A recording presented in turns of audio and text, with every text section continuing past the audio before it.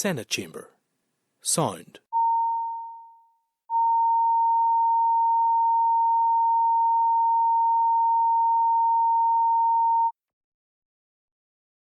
Senate Chamber. Sound.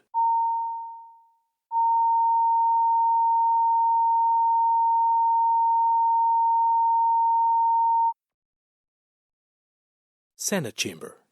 Sound.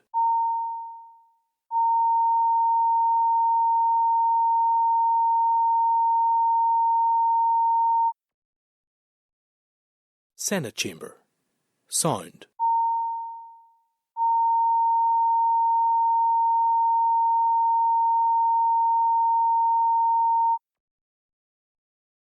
Senate Chamber.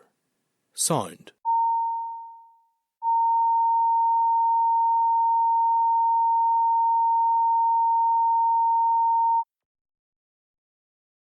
Senate Chamber. Sound.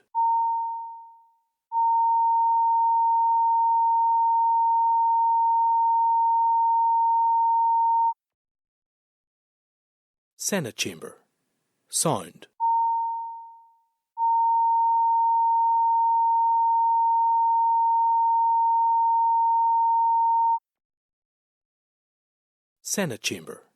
Sound.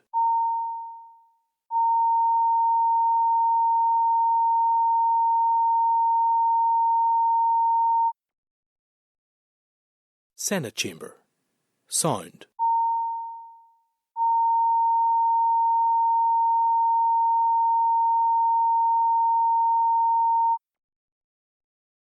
Senate Chamber.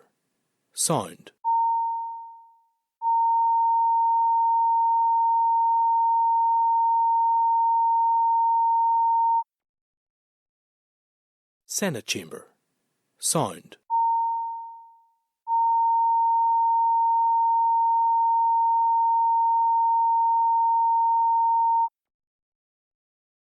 Senate Chamber. Sound. Senate Chamber. Sound.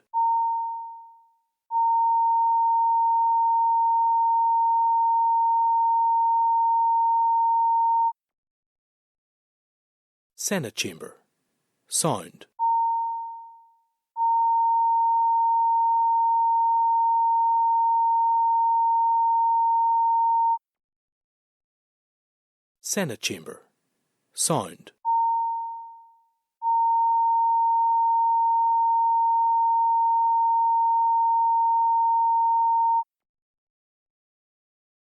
Chamber.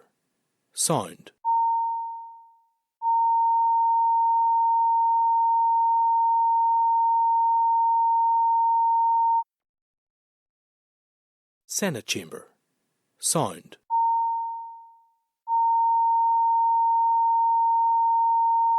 Senate Chamber. Sound. Senate Chamber. Sound.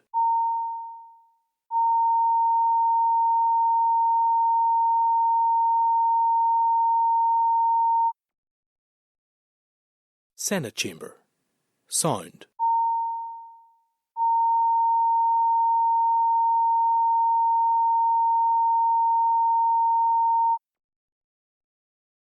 Senate Chamber. Sound.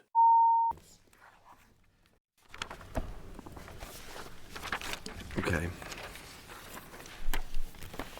So I'm expecting 5 online then.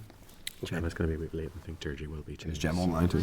She'll be online, so is Deirdre. Okay. Owen and Steve. Sure. And Okay. Jerry as well. We're live now, Chair.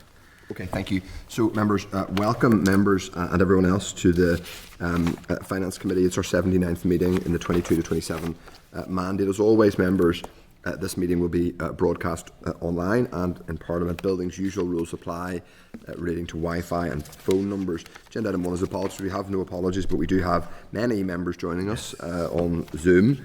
So hopefully they'll keep their cameras on and alert and answer questions about important matters. But we are quorate. Agenda item 2 is declaration of interest. Does any member have an interest they wish to declare? No. Okay. Agenda item 3 is chairperson's business. 3.1 is from the Executive Office, and it relates to the publication of the executive response to the UK COVID-19 Inquiry Module 2 report. That's at page 6 of the meeting pack. The First and Deputy First Minister led a WMS in the Assembly on the 18th of March, updating the Assembly on the Executive's response to the UK COVID-19 Inquiry Module 2 report. This examines core UK-level political decision-making and the structures that influence responses. This is to note unless anybody wishes to make a comment. No, 3.2. Yes, please, Chair. Go ahead, Steve. Just for a note, Chair, it does seem to be rather flimsy on what was a very extensive report that came out from the COVID inquiry. So your view is that the executive, that the response from the executive, that the WMS is rather flimsy. Well, I would suggest that we may, members may wish to look at it and any, in their own time, and indeed any relevant matters they wish to bring forward to the committee. Clearly, there are broad questions about the forms of devolution, and I've made points, as have others in this committee, around the need to reform how we do business. I would probably broadly agree with your view that the executive's response is less than inspiring, but nevertheless, we'll move on unless anybody else wishes to make a specific comment. Okay. Agenda item 3.2 from the Scottish Parliament, their Finance and Public Administration Committee, our counterparts there. The Scottish Finance and Public Administration Committee has sent us, this committee, a copy of its legacy report, which was published on the 19th of March. It makes recommendations for the successor committee, and there's a reference to the Interparliamentary Finance Committee forum, which we obviously participate in, and the committee and that committee's, i.e. that forum's, joint legacy report. The Scottish committee has held its last meeting in relation to before ahead of its pre-election period. It will begin. Obviously, it's the pre-election period has begun now, so they'll be having an election in a few weeks. I would just say in parenthesis that was an extremely the Finance Committee forum is an example of a really, I genuinely find it a useful interparliamentary forum. Obviously, some of these forums are about networking. Some of them are about, I don't know, a cup of tea and a bun on the buckshea. But this one is actually about we do exchange very useful information, including around engagement with the UK Treasury, which is always relevant. So I would just put on the record my thanks to Kenneth, who is the outgoing chair of that committee, and indeed Peredur, who is the outgoing chair of the Welsh committee. They've both been good colleagues and have been constructive in engagement with us. So wish them well in their respective elections, without prejudice to the fact that we don't have a vote in it. But good luck to them anyway, and all members of those committees. 3.3, Baby Loss Certificate Regulations. Members, no SL1 papers relating to the Baby Loss Certificate Regulations. We had talked about this last week. We've obviously taken a leading role in terms of baby loss certificates and ensuring that they were included in the piece of legislation that's just gone through the Assembly. And it is disappointing because we had wanted, and we've been told by the Registrar that we would see them by now. We haven't, but I do hope we'll have the opportunity to consider them on the 15th of April. I don't want to totally overdo it in terms of disappointment, but I think we'd rather have seen them before Easter rather than after it, but obviously we'll be pushing to see them promptly after Easter. Members are content enough for that? Yeah. Okay, now 2 additional items that were not in, that are being circulated in hard copy. First is a letter from the Dallow. So it will be in the pack for the 15th of April. The letter indicates that the Executive has agreed a local growth fund investment plan, which will launch imminently. The NIO, I'm just reading from the letter, the NIO constitution will not affect the flow of resource funding to the from the MHCLG to the community and voluntary sector from 1st of April 2026-27. It will effectively be a continuation of the final year of the Shared Prosperity Fund, albeit at a significantly lower level.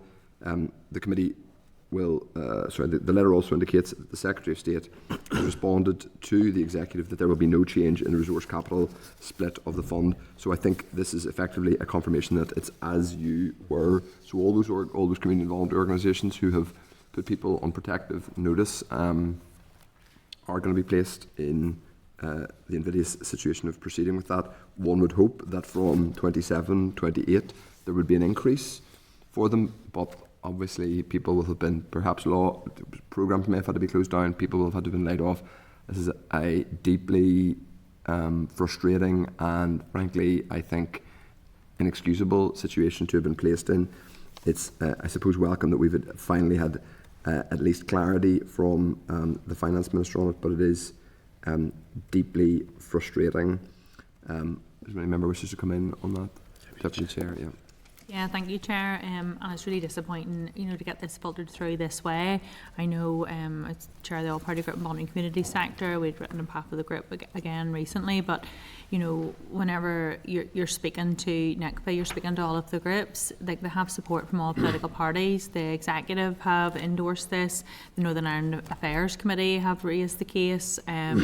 It's just very frustrating to try to understand in any way how this is coming slipping through back this way, and it hasn't came by any big announcement. Nobody's put themselves in front of the sector or anyone to say this. It's came through in this letter yesterday in this way to confirm it to us, and it feels like nobody's really given the actual organisations and the sector their place on it as political representatives from all parties. Like, everyone's made some representation on it, and it just feels like there's a really significant lapse in communication chains or the full appreciation of it here, and I don't really know what more we can do in terms of this committee with this, but it's just incredibly disappointing. And could we write back potentially and express that level of disappointment, because we're getting this through this sideways channel through communication to our committee, but actually it's it's those organisations, it's the umbrella groups, and most importantly it's the people who they're actually supporting out in the communities.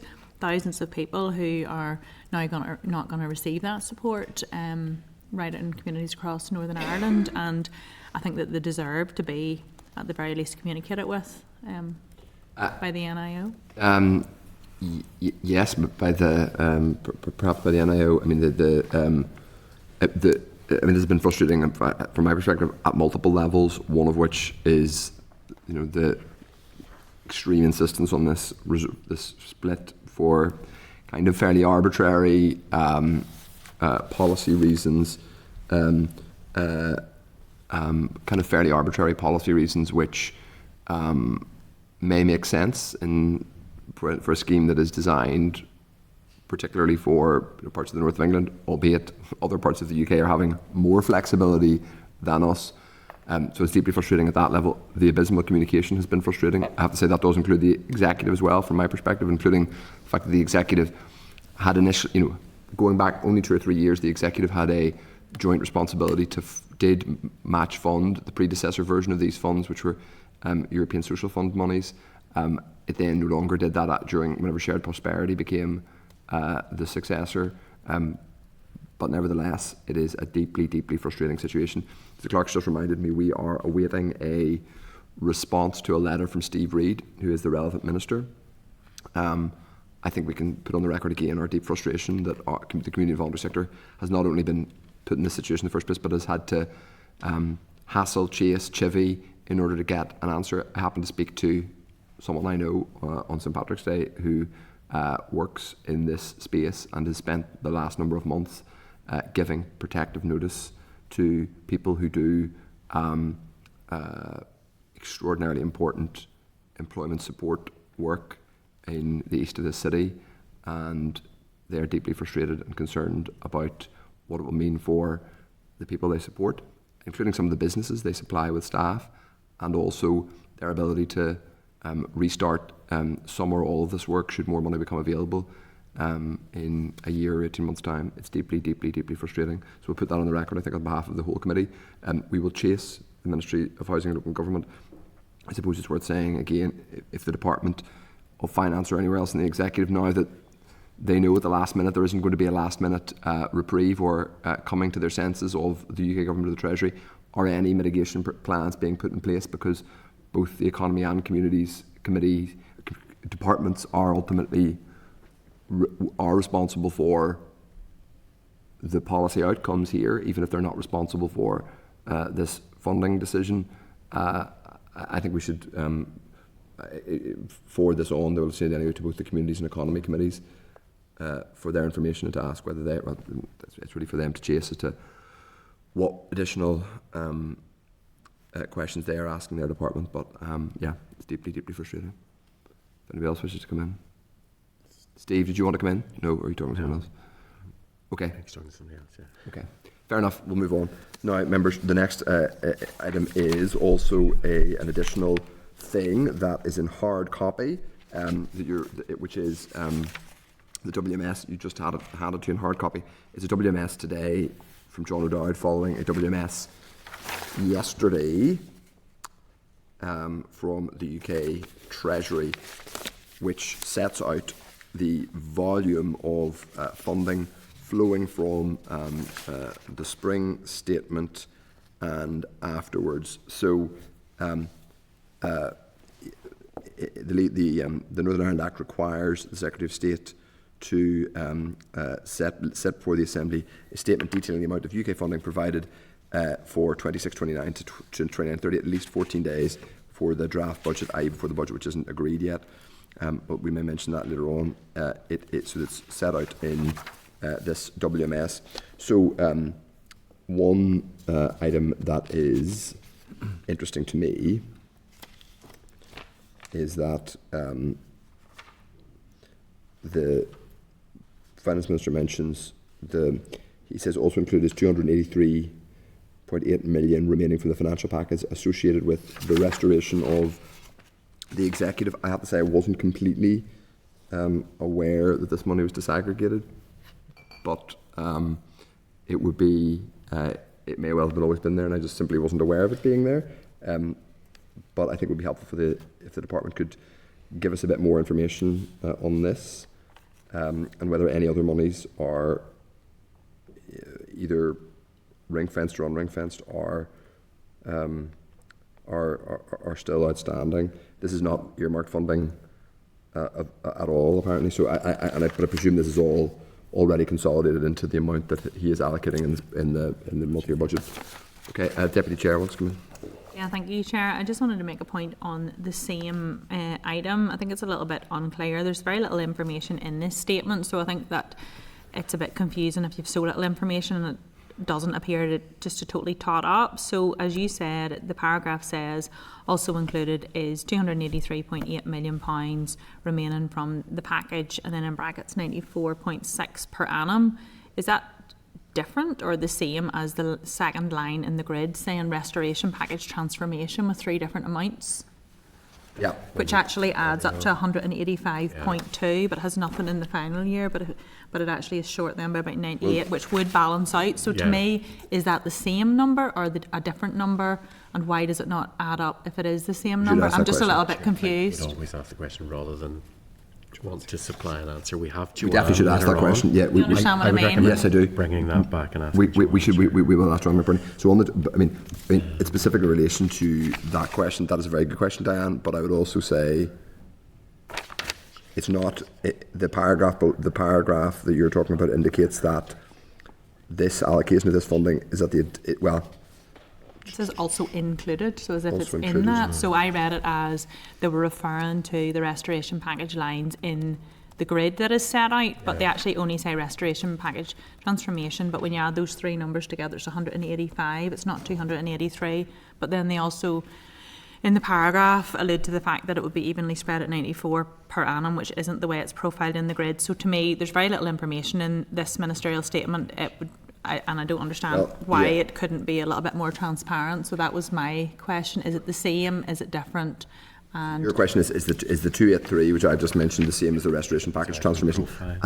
I'm not sure it is, but that simply begs the question: where is the 283 set out then, exactly. And what's the profiling of that? And it says it's not ring fenced, so I presume what it is. I presume it's just buried in with all the other pressures. But we then need to, could we also ask, before, we've raised this, I raised it as a question before, just an update on where those transformation pieces in the restoration package money is being applied, because the last time I asked, it actually got deflected that it wasn't for the Department of Finance, it was for TEO, but it's the drawdown of money from an agreement with the UK government, so it would be good to know what has come through, what is the profile of expectation on it, and I think if we're asking around it in terms of this statement, what this money is, what aligns, could they maybe give us an update in terms of the finances with that package and where it's at the end of this financial year? So I think the best way of doing that is to ask for basically, so in addition to the clarification of this WMS, to ask for a breakdown of the transformation pot, the 213, no, the 100, whatever the cash amount was. The second tranche went out for applications, and probably they should be getting close to awarding on that, Chair. I would have thought if they haven't done I think we're basically a table showing the awards and the awards and whether the money's been dispersed, whether it's all been drawn down, whether any of it's been handed back, and then the status of round 2. I think that's really important. And of course, then the question we just discussed, is this 283 just is this just additional money that was in the restoration package, or is it specifically the transformation money? And if it is not transformation money, what's it being used for? Has it just been sucked up into other quote-unquote pressures? Okay. If people are happy enough with that, we will move on to agenda item 4, which is draft minutes of the meeting held last week. Sorry, I'm trying to give one of the clerks a very strange... No, they're not. Okay, very good. Just grand. Excellent, perfect, very good. I'm checking the status of our witnesses. Agenda 4, draft minutes of the 18th of March. Members, if everyone is content, their true reflection of the meeting, I'll sign them. Great. Okay. Now, 5 is matters arising. Agenda item 5. 5.1 is a Dallow extract of the meeting of from the 4th of March, and there are a number of responses, the first one of which is 5.2. We previously asked the department if there would be any further developments on the budget before the ministerial briefing on 3rd of June. The Dallow has said he'll let us know. 5.3 is, if anybody wants to come in on that, but I think it's worth, I guess this is an apt time to put on the record that this is now now unless there's a financial, unless the multi-year budget is agreed tomorrow, it looks highly likely that we will be the financial year will begin without a multi-year budget agreed. We're putting on the record, obviously disappointing and frustrating, but anyway. Okay, members are content. We will move on to 5.3, which is from the House of Lords NI Scrutiny Committee in relation to the Secretary of State. Sorry, that's correspondence to the Secretary of State. The Secretary, this is page 73. We've been copied into it as a correspondence. As a courtesy. It relates to the carbon border adjustment mechanism and the issues that they have been looking at, the concerns they have in relation to that. That's to note, unless anybody wishes to come in. 5.4, again, is from the House of Lords Scrutiny Committee, to page 77 of the meeting pack. They requested details on the impact on Northern Ireland of developments. So they wrote to the Secretary of State. They asked for details in relation to developments in the UK, EU, US relationships and tariff developments. We've been copied in as a correspondence. Again, 5.5 is relates to a courtesy letter we've been copied into from the same committee, and it relates to detail on mandatory dual vehicle type approval and a related call for evidence by the Department of Transport. We've been copied in to the response as a courtesy. It's probably, I think, one for the Infrastructure Committee, so we may pass on the courtesy and forward it to them. So, members, we're going to move on to the tabled pack. 5.6 is a more Dallow read-out response that relates to land registration fees order. It's at page 3 of the tabled pack. Following the meeting on the 26th of January, we asked for follow-up. We asked the department for follow-up information on the outcome of the fees order and timescale for fee changes.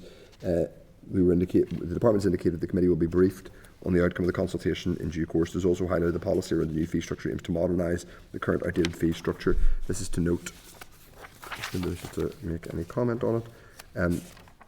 5.7 relates to local growth. It's at page 4 of the tabled pack. We've already talked about this, but for the record, at the 4th of March meeting, we asked the committee asked the department for details on the resource capital split for the local growth fund in England as a comparator. The department's provided a document called Place Selection and Allocation Methodology Note for the local growth fund in England, which was profiled over 4 years with revenue front-loaded and capital back-loaded. It is highlighted that for devolved regions, The fund is profiled over 3 years and is a flat profile. When considering the percentage split for England, this is 44% resource and 56% capital over 4 years, and 59% resource and 41% capital over 3 years. So I think what that is telling us is if you only look at 3 years, i.e. the first 3 years of the allocations of the fund, it is weighted, unlike ours, it's weighted towards resource rather than capital. I think it shows what we discussed earlier on, which is that this is clearly not a matter of absolute theology for the relevant department or the Treasury, but for some surreal and slightly genuinely inexplicable reason, we seem to not have made any progress in terms of changing the allocation that we have been given and the profile split. It's frustrating. So, any members to come in? Brian Kingston. Yeah, I mean, other members might be aware, I might have seen correspondence suggesting that the 70-30 split resulted from the fund being administered through MHCLG and that them having an overall 70-30 split. But I assume if it's MHCLG who administer the fund in England, the flexibility has been provided there, and the resource being larger to start off with and then reducing. I mean, it also begs the question, at some stage we need to ask, where is the 70% capital? I mean, rightly our focus has been on the 30% revenue, but how is the 70% capital going to be spent? And I think it also makes sense building that up over time, to give time for projects to come forward, and also providing the higher amount of revenue.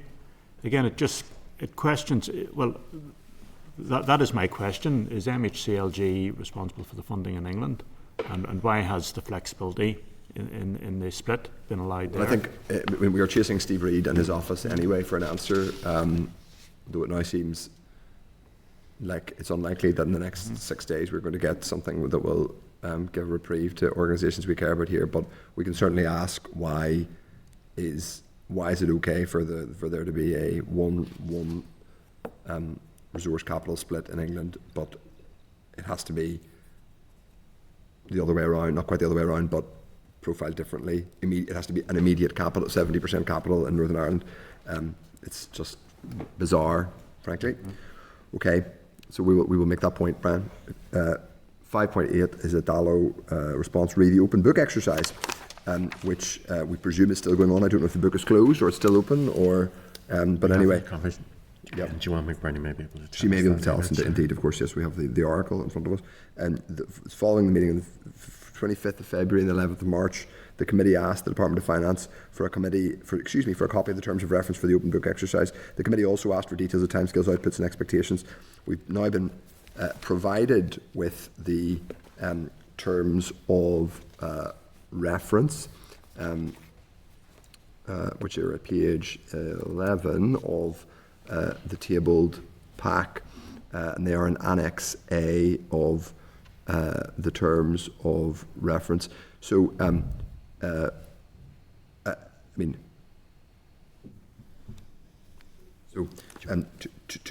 can obviously ask Joanne or Bernie questions about this later on, but I mean, two particular things that jump out of me, and the department. So the department provided them. They indicated the deadline for the completion of the exercise was the 20th of March, i.e. last Friday. The department also indicates the findings of the review can be used to support future discussions with the Treasury, including in relation to future framework discussions. The terms of reference set out scope, process, governance and timeline, among other areas. The final paragraph of the terms of reference indicate that, to quote, the detailed timeline will be agreed by the joint steering group and may be adjusted by mutual agreement to reflect data availability, ministerial requirements and other constraints. So I wasn't clear that there was going to be a joint report before. I don't know if other people were aware that there would be a joint report, but it appears that there will be a joint report, and it also suggests that not only the open book exercise be done by 20th of March, but a report will be submitted by the 20th of March. So we will find out whether, I guess later on today, such a report has been submitted. I would also just say, if you look at the information under the on scope, well, two things. First of all, under what the aims of the review are, it's a very short and pithy document. It says that this will provide an analytical basis to support executive decisions on a multi-year budget. Interesting.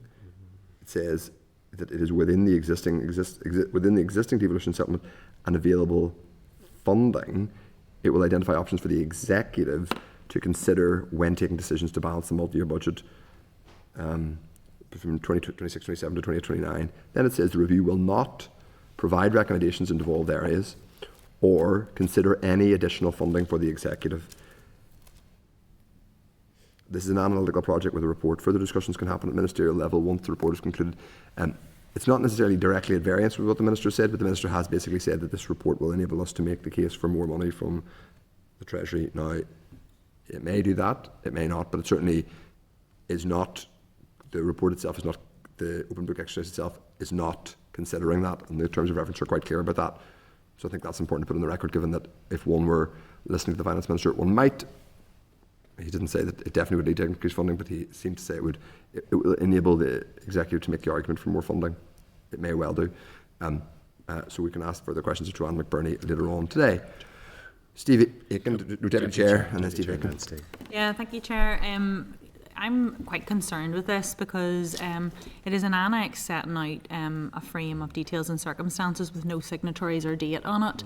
Has it been agreed by both sides? Is it just an annex that's been drafted by the Department of Finance as to what their view of what's happening is? I'm just a bit concerned in terms of openness, transparency and scrutiny on this. If there was an agreed terms of reference, I would have thought it would have been on headed paper with some sort of signatory from HM, Treasury, the NIO and the Department of Finance as to their agreed position around this. It doesn't look like that sort of a document to me, so I'm just a wee bit concerned as to it. Also concerned... Should have been published on the website rather than us having chased it. Yeah, well, this is it, and this is what I'm saying about in terms of the authenticity of an agreed terms of reference and who's a party to it and who can actually be held accountable to it. So if nobody's actually signed up to this, how can we hold anybody accountable to it? And within it, they've obviously got an agreed time frame for which, as you said, the 20th of March should have been the conclusion of the clearance of a report. I would have thought that should have, if that had been the agreed position, it should have been published somewhere to say we've done this in accordance with the terms of reference, either to us in committee if it was still in confidence or in the public domain, due to the the quick pace at which this was brought forward. Also, the reference to the review would be supported by a joint steering group and working level team. They don't define what that is, but again, it's attendees from those that are a party to that. Again, who are they accountable to? Who's setting their rules? Who's scrutinising that? I'm just really concerned with all of this as to the lack of transparency around it, and it hasn't really afforded us the opportunity in any way to hold anyone to account, to see what's going on. It hasn't really allowed us to do our scrutiny role, and I'm just concerned now that they have it set out in a clear way that there was a drafted, cleared report to be submitted by last Friday, and we don't have it. So even at that deadline that was put inside of that particular document, which I'm not completely convinced is agreed by all parties, or you couldn't take that into any court or submission anywhere to say you signed up to this and you've missed your deadline. I'm just not entirely convinced by the whole thing there. So I think there's a lot of questions to be asked, and as you say, Joanne is up later today, but this is so critical to us, and rather than just having an annex that sets out these positions, we need to understand what the UK Treasury have agreed to do and what the outcome's going to be, because they're the ones that ultimately are going to take a decision as to our financing on the back of this. Yeah, I'll just bring Steve Aiken in a second. I take members' views on this. I would be minded to write to the Finance Minister and say we are disappointed that we have had to chase to get a terms of reference on quite a fundamental document, which is a terms of reference for what is called an open book exercise, but is maybe an open book, but from the perspective of the Finance Committee, it's an open book behind a closed door with a key on it. So we had to kind of jimmy the door a bit to get access to it. We hadn't seen these until we asked for them, and it's quite revealing what's in the terms of reference. As the Deputy Chair said, there's not even a letterhead on here, so the status of this document is unclear, and it's enabled, the Finance Minister and indeed the Secretary of State to say kind of what they like about their interpretation of what this exercise actually is, and that hasn't been helpful, I think, in terms of public understanding. So if members are content, but I'll bring in Steve Aiken now, I would be minded that we write to the Finance Minister and make clear that we are deeply unhappy with the way this process has happened. Steve Aiken. Yeah, thank you very much, and Chair and Deputy Chair. I won't disagree with anything you said, and I think it's fundamental that we get to the bottom of this. The other issue, it doesn't look like any sort of terms of reference agreed between two government departments I've ever seen. It just looks like a draft that's been put out, and without any names or who's directly involved with it. I think we read the rest of the questions when we talk to Joanne, but it's not very satisfactory, and I fully support both the Chair and the Deputy Chair's requests. Okay. Members, if we're content, that we will write that letter, because I just think we now have further questions, some of which we can ask today, but it's also important that we put our views, I think, robustly on the record, given we had to chase in order to get this document in the first place, which is not ideal, to put it diplomatically. Okay, so we'll move on. Now, the next agenda item is in relation to the 81 million resource, Amy, which has been the subject of some discussion both here and in the media. That's at page 15 of the table pack. Following the meeting on the 11th of March, the committee asked the department for clarity on the position of this additional funding, where it will sit, how it will be distributed, etc., and if it will be hypothecated. The department has indicated that the measures announced by the Chancellor are related to the ending of the energy company obligation, and through the UK government funding of, for the UK government funding, 75% of the domestic cost of the renewables obligation for 3 years for households, largely in England, but then this is funded through Resource Amy in line with the statement of funding policy. Amy is available to the executive to offer a comparable scheme. The energy company obligation does not apply to consumers in Northern Ireland. However, Treasury has confirmed that the funding is available for the executive to offer a comparable scheme to the UK government. On funding of 75% of the renewables obligation scheme. It cannot be used for other purposes. Providing support for 75% of NI's renewable obligation scheme, it's an estimated funding requirement of 81 million. The support will be demand-led, and as such, the actual funding requirement may vary from the estimate. The necessary funding will be provided as Resource Amy. Legislation will be required to enable these payments to customers. The legislative work is being progressed by the Department of Energy, Security and Net Zero. The Department has highlighted, in addition, as a result of the Prime Minister's announcement on the 16th of March, the Executive will receive barred consequences of 17.2 million for support for those impacted by the rise in the price of home heating oil. No further detail has been provided as yet. Two things from my perspective, members. Number one, I think it's important that we, I think we would like to see detail sooner rather than later, probably goes for others, and how the 17.2 million is going to be delivered and what that scheme will look like, even if there is broad agreement that we would like to see more, and also that we would like to see the conflict in the Middle East de-escalated in order to calm energy markets. But also, and I think more germane to this agenda item, is highlights a really suboptimal situation. Part of what prompted so clearly there was political debate and discussion about what this money meant. Clearly there was a fundamental misunderstanding, and some kind of strange Chinese whispers happened where someone was told somewhere that this 81 million could be used for a home heating oil scheme, and then the Secretary of State himself seemed to say it in public last week. We are now told pretty definitively that is not the case. I think it's fair to say that it has not been this institution's finest hour whenever there's been this fundamental misunderstanding and back and forward on the meaning of this, and I just think we should reflect on that, and also reflect on the fact that the Secretary of State could have perhaps chosen his words better, or at least not given what turned out to be not exactly a correct impression, it would appear, to put it sort of as delicately as I can. But it does now appear that this, unless there's some new information which we're not party to from either the UK government or the finance department here, that this 81 million could not be a scheme could not be designed to that is directed at home heating oil users. Anyway, thank you, Deputy Chair. Thank you. Well, I'm clear that there wasn't a misunderstanding on this. I know my colleague Philip Brett has been asking for a number of months what's happening with this since it had been announced, and the lack of information coming forward.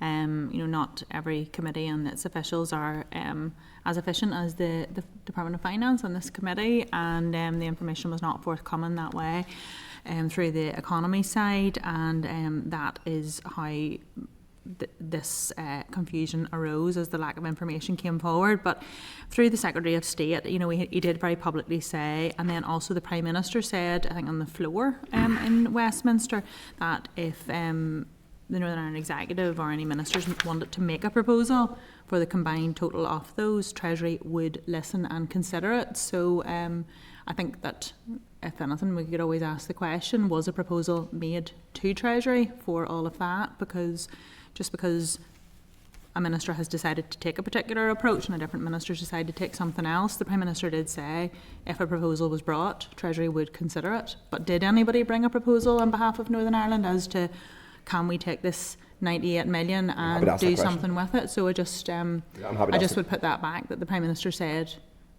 Treasury would consider a proposal if it was brought. Did anybody bring it? I'm happy to ask the question. I mean, we can also ask officials later on today. Okay, members, not an ideal situation, but we can ask, but I'm happy that we ask that question. 5.10 is Dala Reader response in relation to fraud and security trends. Members will recall that the committee previously received a request from Bank of Ireland to brief members on current fraud and security trends. So the department's indicated it works with Danske Bank, which banks the Northern Ireland Civil Service, to keep departmental staff informed and trained on emerging trends in online and banking fraud. So members, I think this is a really important subject, and I would suggest perhaps my view would be an initial informal briefing might be useful, either for any member who wants to join, but certainly probably myself and Deputy Chair if members are so minded, and then we could discuss, I suppose, an opportunity perhaps later in the year to, if a formal briefing is deemed necessary. Members, you can tell that, Deputy Chair. Yeah, absolutely. Like, we saw some of the numbers coming through in press reports recently about the level of the the online fraud and security trends is something that's really, really concerning to people. And with some of the intermittent internet signals in rural areas where internet's up and down, it's been a big opportunity that has been used for people in my area. Click this link if you've got interchangeable things in your internet, and it's linking them into a lot of banking issues, and I know colleagues have raised the same with me. So I definitely think it's, again, while it's not devolved, it comes back to our previous inquiry around that of banking. These issues very much affect people, and it is a substantial, I can't remember the numbers, was it like over 5 million or something there last year in Northern Ireland? There was a figure something like that in the news in the past 2 weeks. So definitely think it's worth us.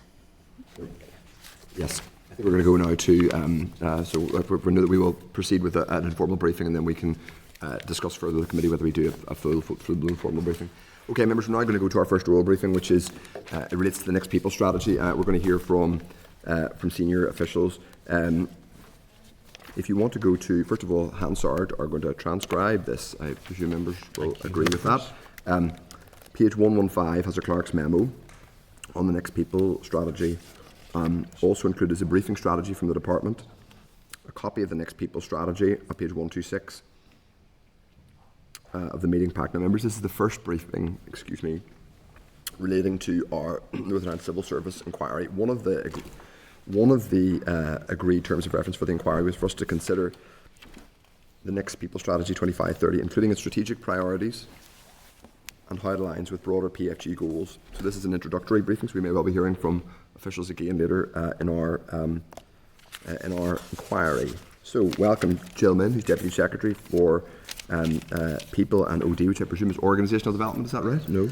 Yes, correct. Yeah, Catherine Shannon is Deputy Secretary for Next HR. Paul Duffy is Deputy Secretary in relation to the Integrated Programme and Finance Shared Services. You are, of course, all very welcome. Jill, if you'd give us an opening statement, and members, please indicate should you wish to ask questions. Thank you very much. Chair, members of the committee, thank you for the opportunity to attend today. We really welcome this inquiry into the performance and culture of the civil service and your focus on people as the route to better public service delivery.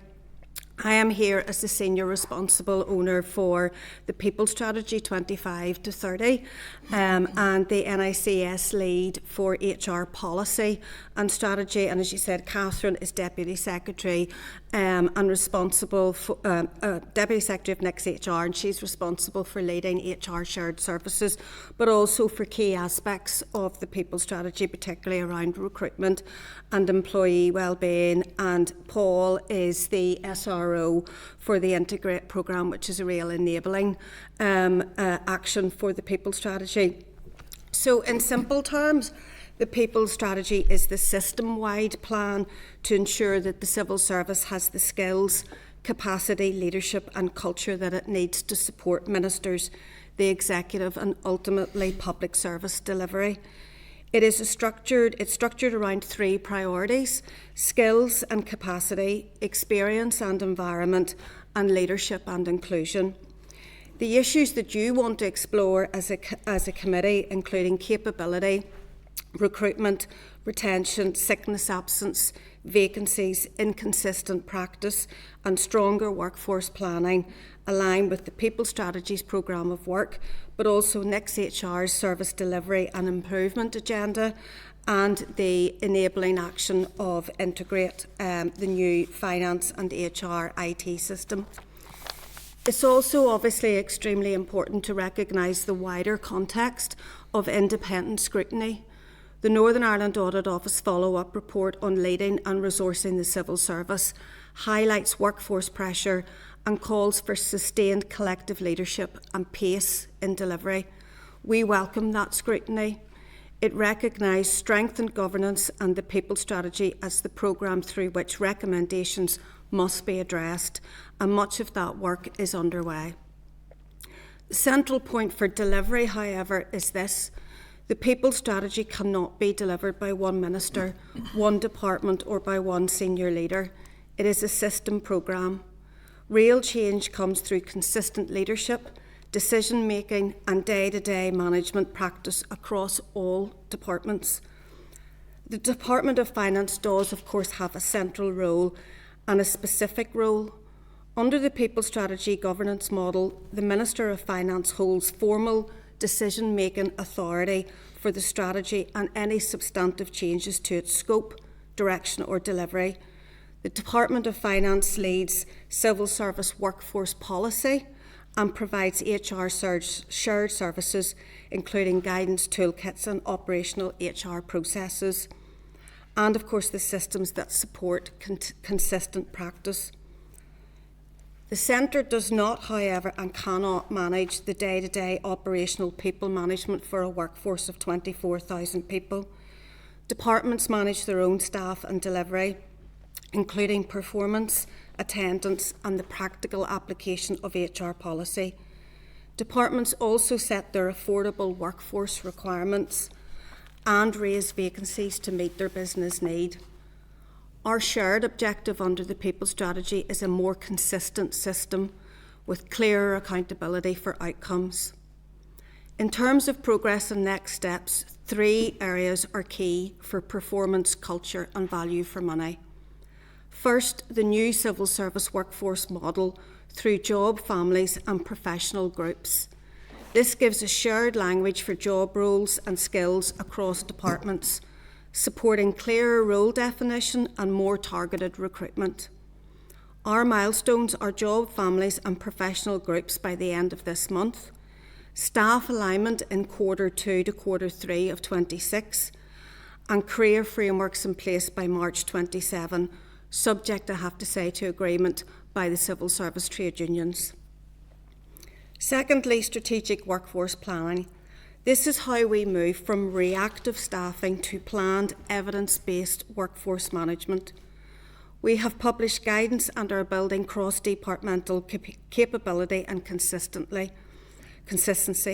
Departmental strategic workforce plans have been requested by the 31st of March 28 so that they can be consolidated into a civil service-wide plan thereafter, and those dates were set out in the Audit Office report. And third, policy renewal and practical practical implementation support. This directly relates to the areas that you have signalled, including sickness absence, hybrid working, discipline and performance.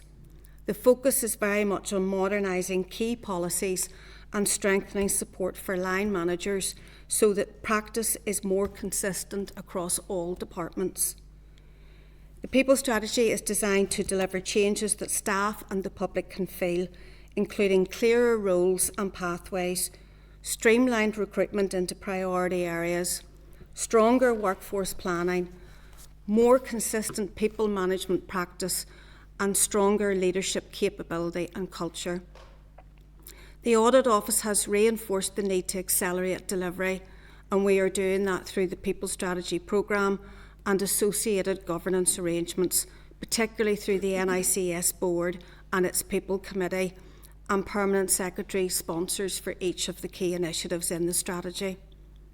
What will make the difference now is collective leadership across the civil service, with departments and the centre each playing their respective roles so that performance and culture improve in a way that is sustainable, measurable and focused on public value. Thank you, Chair. Happy to take any questions. Thank you very much, and thank you for coming in. Members, as always, indicate if you wish to ask a question. You say that the NIAO report reinforced the need to accelerate delivery. Isn't that a kind of diplomatic or management-speak way of saying since the last Audit Office report, the civil service has gone backwards rather than made progress? Well, no, I don't think it does say that it went backwards. It indicated that a number of the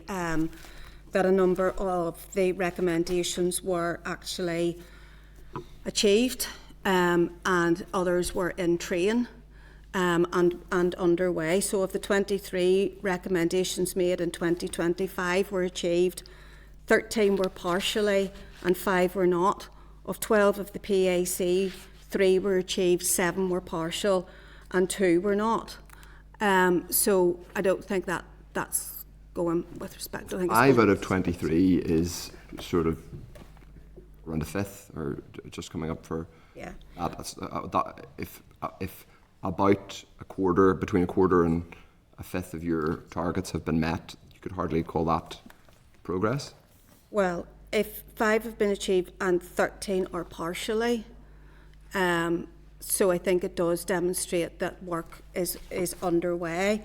Also, I think you have to think, which is not set out, I suppose, in the NIAO report, the context within which we were operating in. So that was within a 5-year time frame is what they reviewed, and within that time frame we saw from 2017 to 20 we had no executive, so therefore no ability to actually agree any HR policies or change any policies.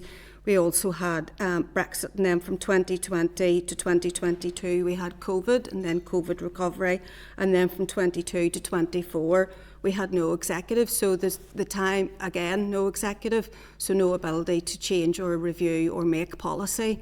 So within that, so the review period that the NIO was talking about was a 5-year period, and 4 of those were impacted by, quite frankly, shocks to the system. Okay. I mean, I think it is fair to say and put on the record that, like if you go to page 25 of it's part 2, it's progress since the 2020 report, on a significant number of areas, progress, I mean, isn't being made on key areas, and I don't think that's me. I'm not saying that to be churlish, but clearly the number of vacancies is up dramatically by more than 4,000. The number of vacancies the civil service is carrying. That's at the same time as overall head count is up by a very significant amount, more than 1,600. The median age obviously is still too high. It's basically the same as it was. Sickness absence is still extremely high. There's a very small increase in the number of unsatisfactory assessments. Now, obviously, I'm not saying we want all civil service to be found unsatisfactory, but I think there was a genuine belief, or I think a widespread view that back in 2019, 19 people out of a workforce of more than 20,000 being deemed unsatisfactory was an improbably low number. surely 32 is also an probably no number. So, I mean, I suppose I just put it to you again, genuinely, do you understand why people look at the Audit Office report published a few weeks ago and think, I'm not sure enough progress is being made here? Yeah, of course I do, and I don't, and that's why I'm saying, we welcome the independent review. We also welcome the recommendations that it made. DOF has accepted those recommendations. I think, though, one does have to understand the context within which the civil service is operating, and also what it can and can't do, and what it has done. So, I mean, if you look purely at the evidence in terms of what it says itself about how many are in train, it also talks about the various improvements that have been made around various things. But I don't disagree.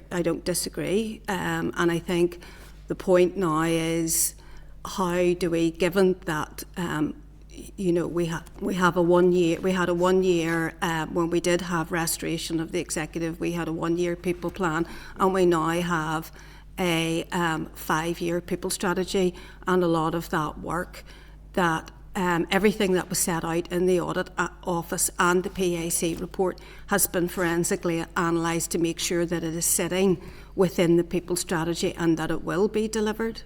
I just want to pick out a couple of specific things that are obviously kind of persistent issues in the civil service. One is around sickness absence, which is high. Sickness, we have now. That's not to demonise people who. Sick leave is obviously hugely important. People take it, and clearly there may well be issues that we want to understand.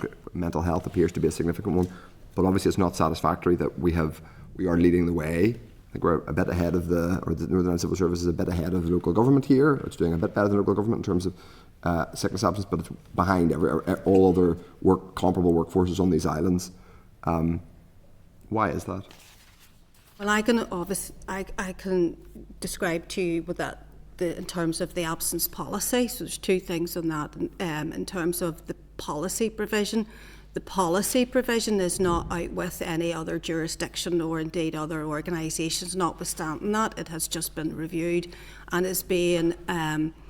It's now will be the subject of consultation with the civil service trade union. So, in terms of the role of DOF, there's two aspects to that, which is, do we have a good policy in place? Sure. Then there's the operational delivery of HR processes, and then obviously, as I said at the start, line managers across the 9 government departments and 24,000 staff are responsible for managing absence. But someone must have a view on why we have that. The question was, why do we have higher sickness? And it may be a complicated one. It might be to do with the digital pressures and workload, but the civil service must have a view on why we have high absence. I suppose there's a number of reasons, and I think last time I was up at committee, we have since embarked on a piece of work with NISRA to actually ask that question, Chair, in terms of why is our sickness absence level the way it is. And I suppose I would caution against comparing with other organisations, because we do want to make sure that we're comparing like with like. So we are undertaking that piece of work so that we can ensure that the initiatives that we put in place, or the support we put in place, is actually reactive and getting in before our staff actually go off sick. So I think it's fair to say that another public sector workforce in these islands, you can look at their sickness absence levels in Scotland or England or the Republic of Ireland and say, well, we compare ourselves to those jurisdictions for a reason. We're very like them. It's not an unreasonable thing to compare those numbers. No, it's not unreasonable, but I suppose every jurisdiction counts their sickness absence and captures their sickness absence in a slightly different way. So, that's not to say that we aren't concerned about the absence levels of our staff, and we are, which is why we're trying to be proactive in that space. So we're looking, and I mean, as a society, in terms of mental health absence and mental health related absence and sickness, we know that's a broader societal issue, and that's something that we're trying to impact on from our occupational health perspective. But we're also looking at a multidisciplinary team. So we've brought in a physio, for example, on a part-time basis to look at how do we actually address our industrial staff or the needs of our staff in the environment in which they work. So we're trying to be as proactive as we can, but we are working with colleagues in NISRA to get in underneath that to say, look, actually, why are we performing the way that we are? What can we do better? And how can we compare ourselves more favourably to other organisations, but counting our absence in the same way so that we're not comparing apples with oranges. So in terms of, there's no, it's fair to say there is no set view the next HR or the civil service in general as to why, even if it's a number of reasons, there's no specific analysis you have yet as to why we are distinct and specifically higher. It's a work in progress. It's a work in progress. So I suppose we know, just in terms of the analysis that we have, but as I say, we're doing that more in-depth looks with colleagues in NISRA to sort of to get in terms of the statistics. What is that actually telling us? Well, it has been going on for a long time now, this higher absence. So it's, I suppose it's not unreasonable to ask, why is it taking so long for us to establish a position on the people strategy? Because obviously this is a core of workforce management, and the absence could well indicate other issues. You're HR professionals, I'm not, but is it the case that in relation to the people strategy, there's so like what I didn't see clearly from the people strategy was a specific target or intention to get down towards a certain level or a certain percentage. Why was that? This is not for, I don't think I've mentioned that before in terms of setting targets for departments or just setting a broad target to reach. I think more importantly for us is to understand the reasons why our staff are absent and to address those issues. So I think probably if we were in a better position in terms of our MI information and understanding the breadth of the absence and the reasons why our staff may be absent in the first place, that we could get into that position, sure. But as a Department of Finance wouldn't be put in, that to departments. Our role is absolutely to support managers and our staff, managers to support absence, but also for our staff that they don't go off in the first place and to identify those issues very quickly. Right, so at the minute the work in progress is to get better information from NISRA about what is driving this, basically. There's a couple of things, I suppose. There is the work that we're doing with NISRA, which would be, the official statistics, and that's very important, but we're also trying to look at our own management information. So NISRA does have a bit of a lag time in terms of the information that we're looking at. So we are looking at developing our management information so that we can see patterns and identify hotspots more quickly and be more proactive in that space. So again, we're looking at how we're doing that, and we're getting that in terms of our own management information to help us then inform in a more real-time basis. This was an issue. Workforce high absence was an issue it's been an issue for a while. It's not a new thing. And I mean, fair enough, Jill was challenged on talking about progress. I mean, I think you said I was sort of misquoting or misinterpreting the NIAO report when it talked about little progress. I mean, there is a subhead in the actual NIA Audit Office report which says next workforce transformation shows little progress since 2020. So honestly, I wasn't making it up. Just on one question that is, I guess, germane to all this, and it relates to senior level ownership, is who do you report? So obviously, you're the senior owners. We're very pleased you're here today and answering questions. But is it the head of the civil service who's ultimately responsible for this, or the permanent secretary of the Department of Finance? Because I've been unclear about that. In terms of the people strategy? Well, all of these things. I mean, I suppose if I was to say, so leading and resourcing the Northern Civil Service, who is the overall owner of addressing the things that are in the Audit Office report, which would include the people strategy actions? And I suppose, Chair, this is what makes sort of delivery, if you like, quite difficult, and probably difficult for yourselves as a committee, in that the constitution, the nature of the civil service is such that DOF has a particular role. So as Catherine was saying around absence, for example, all the things that we're trying to do is to see how can we improve the management of that, how can we support line managers, are our policies fit for purpose, are they up to date, are all the tools there? But ultimately the departments are the people who manage their workforce. So there is a role for the centre, a role for DOF, and there is a role for the head of the civil service, there's a role for the Minister of Finance, but ultimately they are distinct roles And if they don't all come together, we won't actually get the change that we need. So there's not, you know, the Department of Finance can only do what it is responsible for.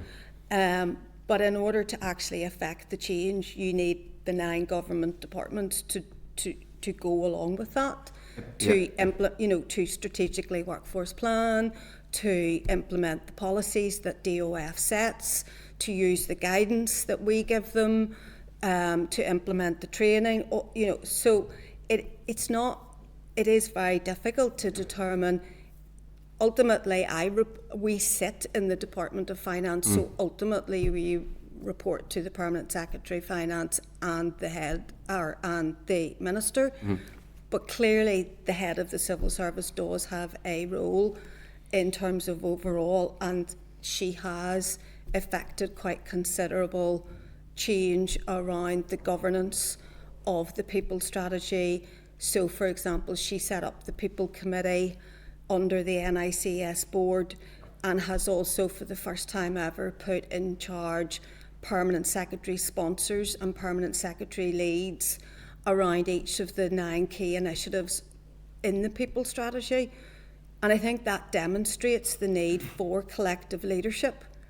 I mean, I think some people watching, and I think those are all fair points around the Constitution, the way the civil service is set up, but people listening think, surely the head of the civil service is responsible for improving the civil service?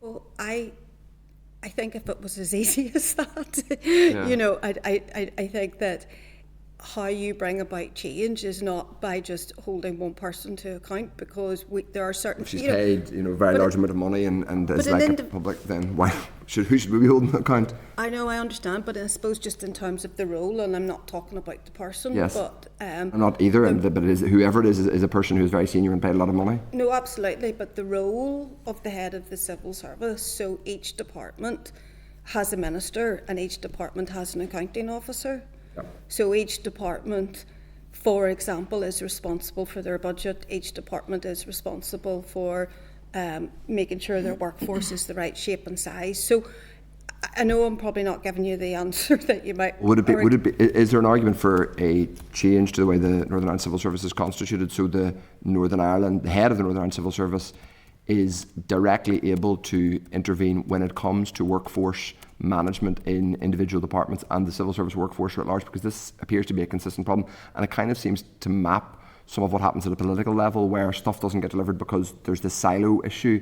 And if you're facing the same problem in terms of improving the workforce that ministers are, in terms of working together or getting things done, because in this wee region we can't break down barriers, then surely someone should just say, right, we need to change the way we do things. The head of the civil service needs to actually be responsible for running the civil service, rather than a kind of well-paid titular figure who's kind of there with unclear executive responsibilities. Well, I don't think as an HR official I'm best placed to comment on, but there is no doubt that whatever has been within that role's gift has been, as far as I can see, around this People Strategy, is probably the most significant that has been done, certainly in my time in the civil service, by setting up the NEDs on the NICS board and the People Committee, and asking for collective leadership at the NICS board table on the People Strategy. That has not been the case before. Okay. We're going to bring in other members now. Deputy Chair, first of all. Thank you, Chair, and thank you all for being here as we start off our inquiry. Obviously, this inquiry has very much been driven on the back of the Audit Office report, the PAC report, and the failure to deliver on all the recommendations and how that looks to the public. But I do want to recognise the fact that so much work has gone into the People Strategy. It is very, very comprehensive. It's covering all the issues. I know it's launched last year, 5 years after this report has said that it's been slow to get progress, but we just need to recognise we have something, and I just want to make that point. But in terms of it, I want to try to understand like what mechanisms are actually in place within that, in terms of setting targets, reviewing it, reporting out of it. So it's launched last April. Will there be a 25-26 report on progress? Are there specific targets built in? I think I remember something either shared with us in the committee before from Neil Gibson as Permanent Secretary, like a dashboard or something. Just a little bit more, if you could give us some information around like mechanisms monitoring and how this is actually progressing for that transparency of what's happening. There's sort of two elements to that in that. So absolutely there will be the head of the civil service and the chair of the People Committee have asked for like a one end of year report.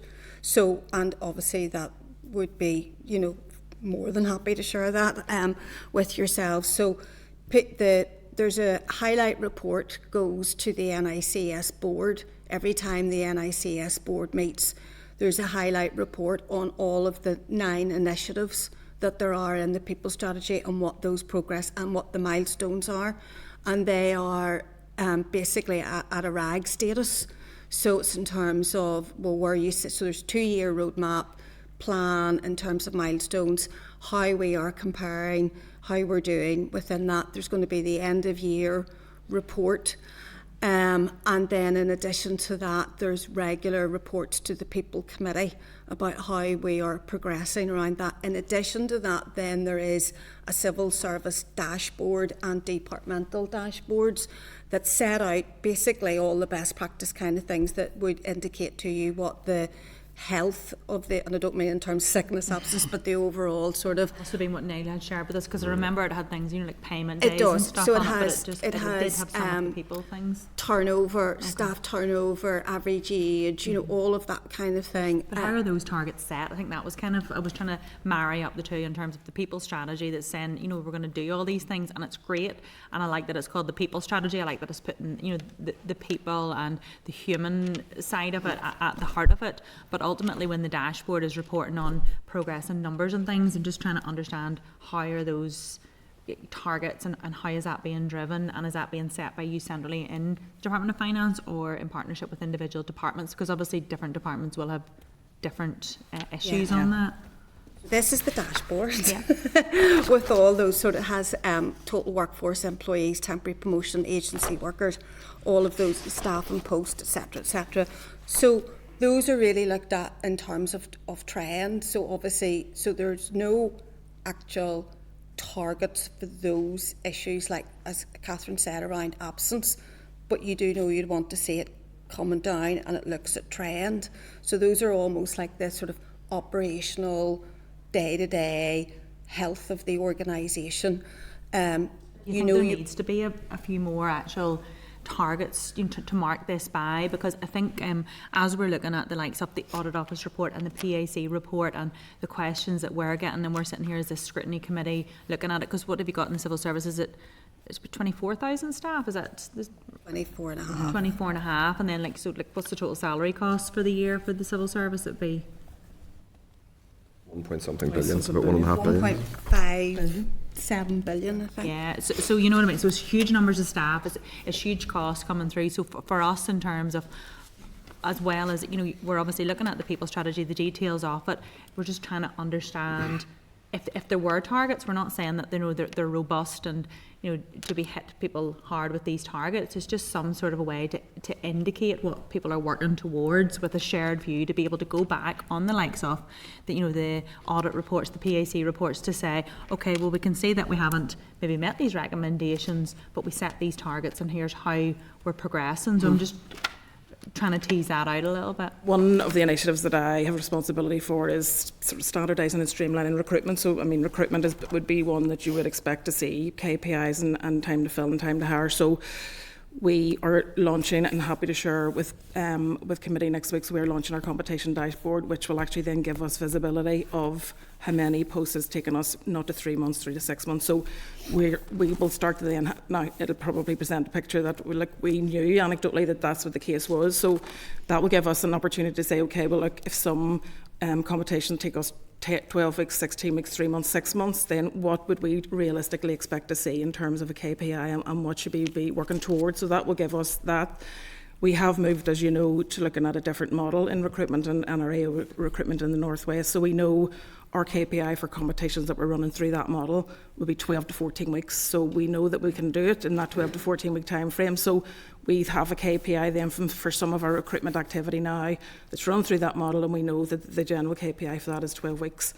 Equally then, once we now have our competition dashboards, it'll enable me in terms of, and we will set those targets centrally because we do run recruitment competitions centrally, so it's easier for us to do that in terms of KPI for recruitment. So I want us to be then in a position to say, once we have the dashboards, okay, so for particular competitions, we expect to see 16 weeks for a senior civil service competition, for example, and that's what we then work on the basis, and that's what we want to report on. So if we know competitions are taking a lot of time, we can pinpoint, well, look at what point in the journey did that actually start taking time, or do we need to do something differently there? Can we apply automation, or can we do something else? So for that particular initiative, it's easier for us to get to a point where we can drive forward KPIs, and really happy to report that we are now starting to get into that position, and that's where I want that initiative in particular. And I know that causes quite a bit of angst across all of the system, and I know you've raised it a number of times, but that will help us then to drive forward any delays in recruitment because we have full visibility of it. So there are certain areas in terms of people's strategy where we can actually start driving forward those KPIs. I think that it is important, and it's important to be brave and come out with the numbers at the start, even if they're not what anybody wants to see, because then if you don't have the starting point, you can't show the improvement that has come through. And when you're talking about the recruitment piece, just in terms of, again, the audit office report, I'm talking about capacity and capability and specific areas of expertise where struggling to recruit. But just there, in the past month, there was the launch of the generalist DP recruitment campaign for 120 generalist staff. How does that align with the fact that, it's been identified that you've got really specific, skill gaps, and you're not targeting those, but running another generalist campaign? Like, how does that align? Because to me it felt a bit in conflict with the direction. I absolutely agree with you in terms of, but I suppose as Jill said, the journey for us is absolutely looking at job families and career frameworks, and we're working with our trade union colleagues in terms of doing that. But I suppose it was weighing that up. We hadn't had a DP competition since 2022, and we didn't have any supply at DP. So just in terms of vacancies, departments, ability to deliver the service, there was an obvious gap there. And I think for us was to create that competition to actually get supply and to help departments, that we can then start aligning people to those job family roles. So whilst yes, that did go out, it was kind of just weighing up what do we need to do in terms of helping departments fill those vacancies that they need in particularly critical areas. But the journey is absolutely, but we will ultimately align all of our staff into the job families. And once that's agreed, it just gives us an opportunity then, recruitment moving forward will very much be on that basis. So that's where we want to get to, and we will start as soon as we've got those job families. And we talked before about the high levels of temporary promotions. So presumably if you've ran that DP competition, and some of those that are in temporary promotions to DP, that would then afford them the opportunity to actually become permanent in the roles, and without the competition, would that not be a possibility? And I suppose probably for the first time since I've kind of come into civil service, we're nearly in a position where we have supply at all of those grades, which means that we can then start drilling into why are there TPs in areas, because now we have supply. And I think that was the one frustration that departments had. They are TPs or agency staff because they just simply didn't have the supply. But now we're in a position to supply, and we will be the one other group that we don't have supply at is staff officer, and we're hoping to come out with that soon. But at least that means where departments have determined that a vacancy is affordable, that they can draw from the list that we have, and ultimately, the impact will be in terms of if there's a TP in there, they will be able to, slot someone into that role on a substantive basis. And the ripple effect, I suppose, that causes, because again, if someone does get a promotion, it's potentially the post that they leave behind. So if we've supplied all grades, it just means that we're not impacting on departments and just basically creating a problem elsewhere. Yeah, and I just wanted to ask in terms of just responsibility, because Jill had sort of talked about it a wee bit, but it's something that I have found in a lot of different questions and responses that I've had, that because the civil service here has moved to shared service and it's sitting in the Department of Finance, whenever I would ask any questions across a number of different departments around things about, things like sick leave or vacancies or anything, I very, very much get rebutted back from them to say this is managed by Department of Finance Shared Services. Yet whenever I'm asking things off, the Finance Department, the Finance Minister, it's quite generic answers, but this is managed operationally by the individual departments. So to me, it feels like it's a bit of buck passing between both, and nobody's actually taking any responsibility for it.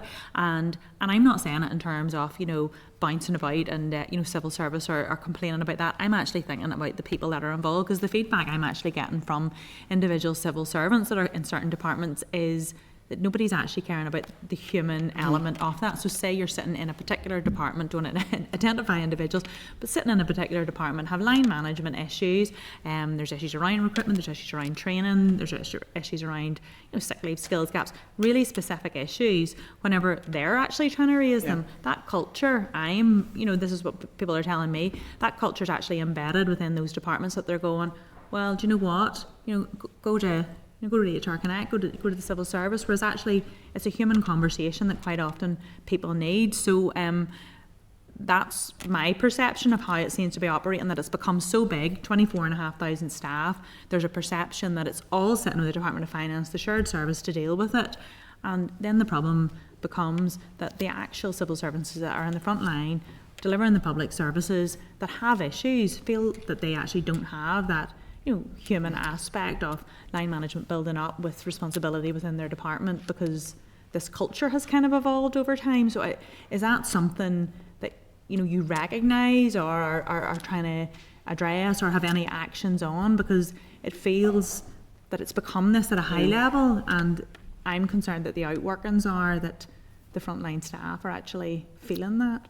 I think the very crux of the people strategy will help to address that in terms of that collective ownership piece. So, as Jill said, different permanent secretaries have responsibility or sponsoring the different initiatives. So, even in terms of the recruitment initiative, it's not our own permanent secretary who's, it's from another department, and it was, and it sits within Department for Communities, our biggest, customer who would use our services. So, I think that will help start breaking down those issues. Well, it's not us, it's them, it's, and us saying that vice versa. So I think a bit of communication piece in terms of that for the more operational level staff, because I just think that the people strategies came out and it's very high level, it's very technical, it's it is quite strategic, and it's great to see it, but to actually start to get that message through to the staff that are actually working out in the departments, many of whom are working from home, and not always by choice as well, just because of the way their roles are, that they feel a bit detached, they don't have the accessibility of it. But just to say, we're doing this with the people strategy,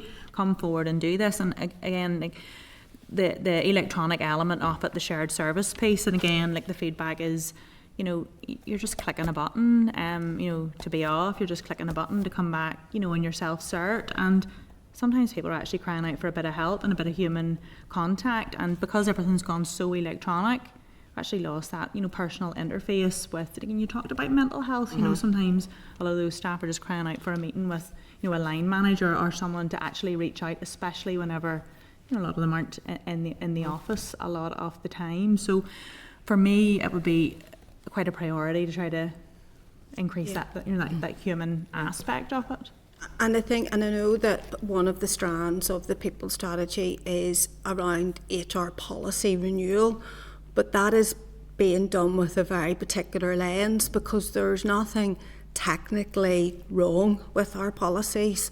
There's nothing out with other jurisdictions. There's, they're legally compliant, all of that. The reality is, why are they not being implemented consistently? Are they being implemented to the highest level in a human, all of those kinds of ways? So actually the whole focus is around, yes, obviously making sure that they are fit for purpose, but also it's actually about employee experience, and that's talked about in the strategy, which is effectively saying, before you even become a civil servant, when you're applying to become a civil servant, what's the experience that you're getting? And then that whole journey, your whole life cycle in the civil service in terms of your career, how you develop through, how you're dealt with if you might be unfortunate enough to be sick or have a disability. That whole life cycle is how do we do that? So policy is one bit of it, but the other bit of it is line management capability. So we have to provide them, and in terms of roles and responsibilities, it is our very strong responsibility, and we take it very seriously in terms of not just developing a policy and going, there you go. It's as you rightly say, communicating it, training people, giving them guidance, toolkits. So that's where the whole emphasis of it is. You know, it's not a case of, okay, here's your guidance on strategic workforce planning, off you go. We recognise that in order, so we see this very much as a change management programme in terms of, so it's not just about HR, it's like how do we manage the change? And we really recognise that it actually can bring significant change if it's done properly. It could also be extremely disruptive if not done properly. And we're obviously going to be having like a survey that we're putting out, and we'll be getting views back from different levels, and it'll be, we'll be keen to engage with you further at a later point in that. Absolutely. But you've kind of just agreed to come back and answer questions on the survey, which you may not intend to do. More than happy. You're nice to people that come back, Matthew. Well, I never learned that lesson. I've never found that. They don't come back either way. Only joking. What would it help in terms of the development if there was more than 2 box markings, or is that something that needs to change? Yeah, that's under review. There has been. I mean, it was due to be surely. It was due. I mean, this is in 2019. Well, if you've nearly 25,000 people, and essentially a primary school class worth of them are found to be unsatisfactory, and the other 99% are just satisfactory. Isn't that's not just failing the people?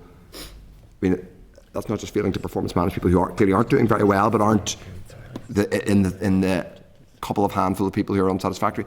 It's failing all the people that Diane just talked about, who are working hard and want to be incentivised and want to be encouraged, but the box marking system just says you could be working as hard as you want, like you could be delivering great public services, delivering for ministers, delivering to the public, but you can only ever be satisfactory. Well, so there has been, back to sort of the conversation that we've just had around sort of the difference between policy development and actual implementation. So we're responsible for the policy, which is really no different to anybody else's policy. But clearly there's something happening in that if those are the numbers that we're talking about. Now, of course, that's the formal policy that that's the formal, somebody has formally been declared unsatisfactory. So it depends in terms of whether you want to adopt an approach which all research and best practice and benchmarking would show that all other jurisdictions and larger and private sector and other areas are much more moving away from a mid-year review, end-of-year review, satisfactory, unsatisfactory, or indeed 4 box, 3 box, 5 box.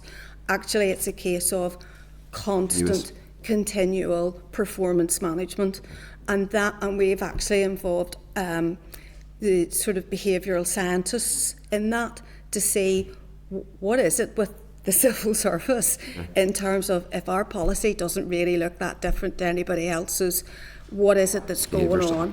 Yeah, okay, that's helpful. We'll maybe come back to that. Brian Kingston, I want to thank other members. Thank you, Chair. Thank you for your attendance. The first comment is, I would make is that I like the way the people strategy is presented. I think it's a clear document, and it includes roadmaps, and we're already a year into that. And you've already replied to my first question on what progress there has been. In the skills and capacity roadmap, the first point is right size and shape. So does the strategy include looking at the size of the Northern Ireland Civil Service? It's 40% higher than civil service in England per 1,000 people. It's the highest in the UK. I think 80 public sector employees per 1,000 people in England, 106 in Wales, 108 in Scotland, 119 in Northern Ireland. And we would all make the case that we're a smaller place and so on. But is our public sector too complicated? We had a motion this week which passed. It ended up an amendment made, but it made the same point about avoiding the unnecessary creation of new public bodies. So does the strategy include looking at the right sizing, the civil service, and seeing where it could be made less complicated and therefore more efficient? Yes, so I think obviously just to be clear that there's a difference between the wider public sector and how it compares to other jurisdictions and the Northern Ireland Civil Service, which is, different to that. But in terms of the people strategy, the approach that it has taken it's absolutely focused on what is the right size and shape. So not a blunt or a specific instrument of X% reduction or a vase or something like that, but actually to basically say, what is it?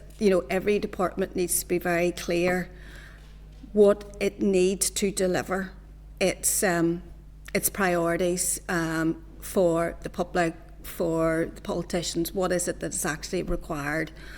And therefore then what we're saying is, in order to do that, you need to be very clear about what your workforce model is, and that's why we've moved away from trying to move away, though subject to consultation with the trade unions, but moving away from a huge amount of general service. So building that into job families, being very clear. And then secondly, strategic workforce planning. And we've given very detailed guidance to departments around looking at things like spans and layers. So how many layers of management do you have, or layers of, from management down to the ground kind of thing. Also, what is your ratio in terms of how many staff that a manager may manage? So they're looking at critical posts. What would you constitute critical posts? And also very much trying to get a grip around saying, in the meantime, while we're working towards this new workforce model, new strategic workforce planning, in the meantime, don't just continue to fill like with like, really think about what it is. Do you need that post? Could it be filled in that particular way? So, obviously other jurisdictions have actually grown a lot more than we have. So, a few years ago, or not even that long ago, it feels like we were criticised for not filling vacancies quick enough. Actually, if we had filled the vacancies that we'd been asked to fill, I'm not sure that it would have been affordable. So our approach is really saying, look, we have to move away, or the strategy's approach is move away from reactive, every government department submitting their vacancies to the centre, and actually us shifting from that reactive to much more around planned, looking at critical posts, spans and layers, skill sets, and also looking at technology and saying, is there a way that could be done more effectively? Looking at duplication, could those all be removed? Every department will have to do that, and then that will be aggregated into one strategic workforce plan for the civil service. Look, I welcome what you're saying about layers too, and you end up people just spending their time reporting up and reporting down, and it just becomes consuming of time and effort just within a structure. There's a few supplementaries on that. You touched on about the vacancies being carried, and indeed we've said previously about the slow rate of recruitment and that being a problem. But it seems like large numbers of vacancies are being carried, particularly in the Department for Communities. I was previously on the Communities Committee. And so do you have a view on what is going on there? I know the Finance Minister made the point about DWP posts for the contracts that we have there. Well, he specifically made that regarding agency workers, but still, there's a large number of vacancies been carried.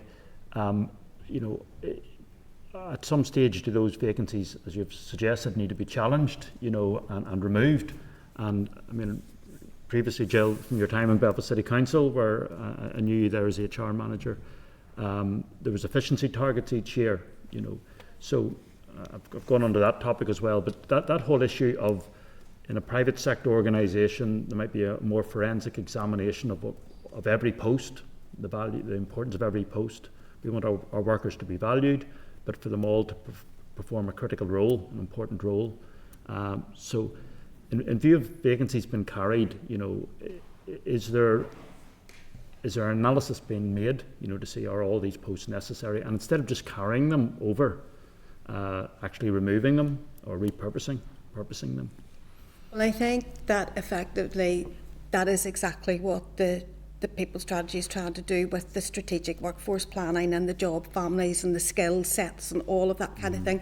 In the meantime, then there is genuinely, I think, and I think others will think, a need to almost get a grip on the transition to that. So in the meantime, are all of those vacancies, not just DFC, all departments, are they absolutely assured that those are true and affordable vacancies?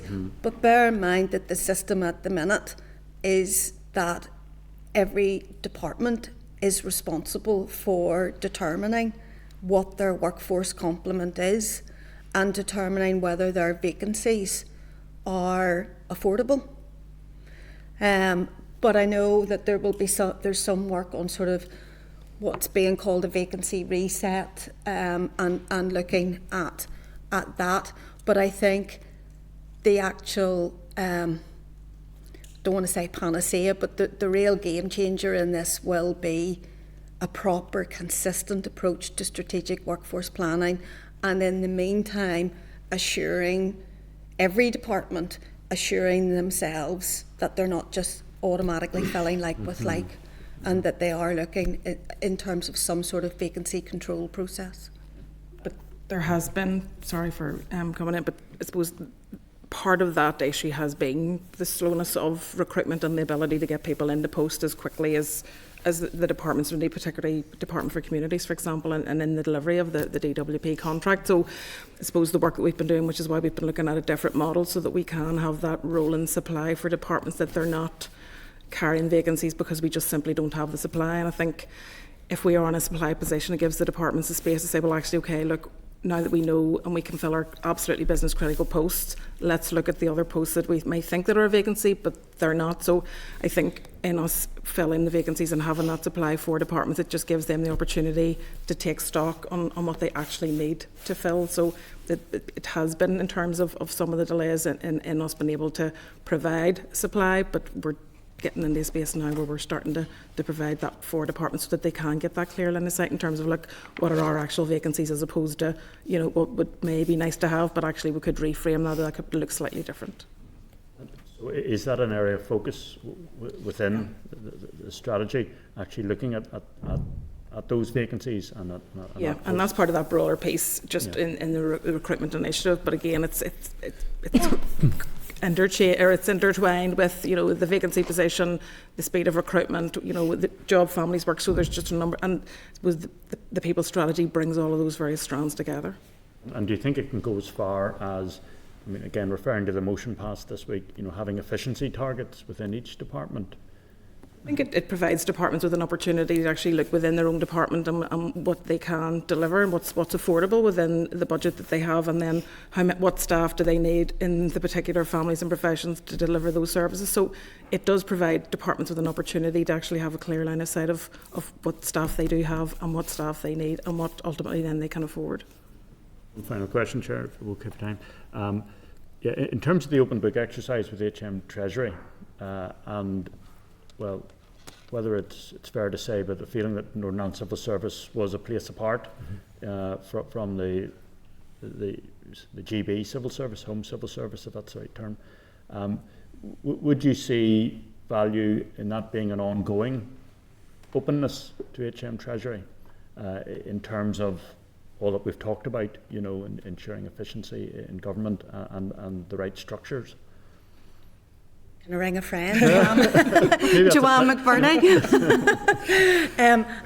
I honestly would not be well placed to answer that question, but I mean, I do obviously think from a workforce perspective, there is absolutely a need to work hand in hand with finance people and HR working together in terms of making sure that the workforce is the right shape and size. So it's not just about size, it's about shape. Is it fit for the future? You know, have we future-proofed it? Have we looked at skills? Have we looked at, you know, things like what's our attrition rate?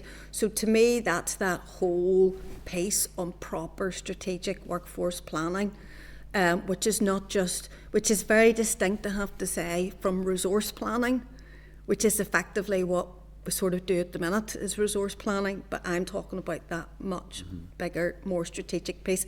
But on the open book exercise, I'm not the right person to ask, I'm afraid. That's a more political question. One other quick question, actually. When you talked, Jill, earlier about the common structure across departments, would you see that as helping to enable staff to move between departments, and rather than each department almost being a silo and people tending to stay more so within a department? I think it will be a better way for people to move across departments, because what happens what happens at the minute is that people in a grade, which is usually general, or in a big role like a general service, they will apply for promotion, but it might not be within their career path. So it allows a bit of both, if you know what I mean. So it's not just about going to another department, it's about actually looking at, so what we will have in place is a career path for all of these different professions. So then somebody will say, well, maybe I want to be an HR operational person, and I want to be a policy person. And you can look up the whole career path and see what way and what skill sets you would need and competence that you would need to depending on what route you want to go. It would open up more routes for people? I think so, and I think it's better for the business, basically, because it's in terms of using skills better. Good. Steve Aiken. Steve? Sorry, thank you, Chair, and thank you for the evidence team you've given so far. Look, I'll try and keep this short. Just looking at the things that you delivered and the 9 points have been delivered. And we've just talked in the last couple of minutes about clear role and professional structures, including job families and professional frameworks to support consistent standards. How many roles, how many job descriptions do they have in the civil service? How many job descriptions? Yeah, how many job descriptions do you have for roles? I mean, how many roles are there in the civil service? What number? Well, at the minute, there are 26 professions. No, but how many roles? There's 26 professions. We don't. That's the whole point. We don't have roles as such. What we have is it's done by grade, and then in terms of the workforce model, the civil services workforce model is general service or professional and technical, and professions are 26 professions, and then there are technical roles, and then the rest are general service.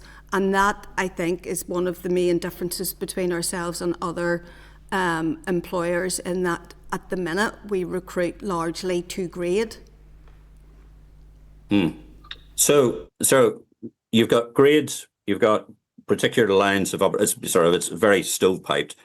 Do you, against each role? Well, you say you don't have against each role, but against each, if there isn't a job description, how do you know what the skill profile and the competency is for those roles?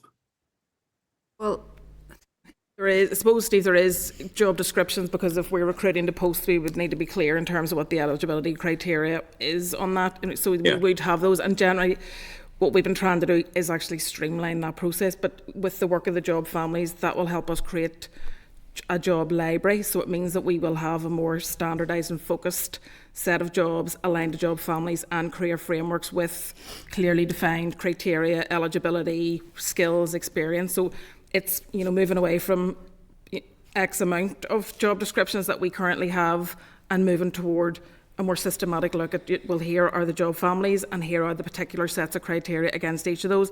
It also means, in terms of the recruitment process, it streamlines further, because we have a smaller number of those job profiles as opposed to just a huge amount of job descriptions that we currently have at the minute, with sometimes varying degrees of being standard or consistency. So that's, the job families will help drive that approach. How many job families have we got? It's currently under consultation with the trade unions.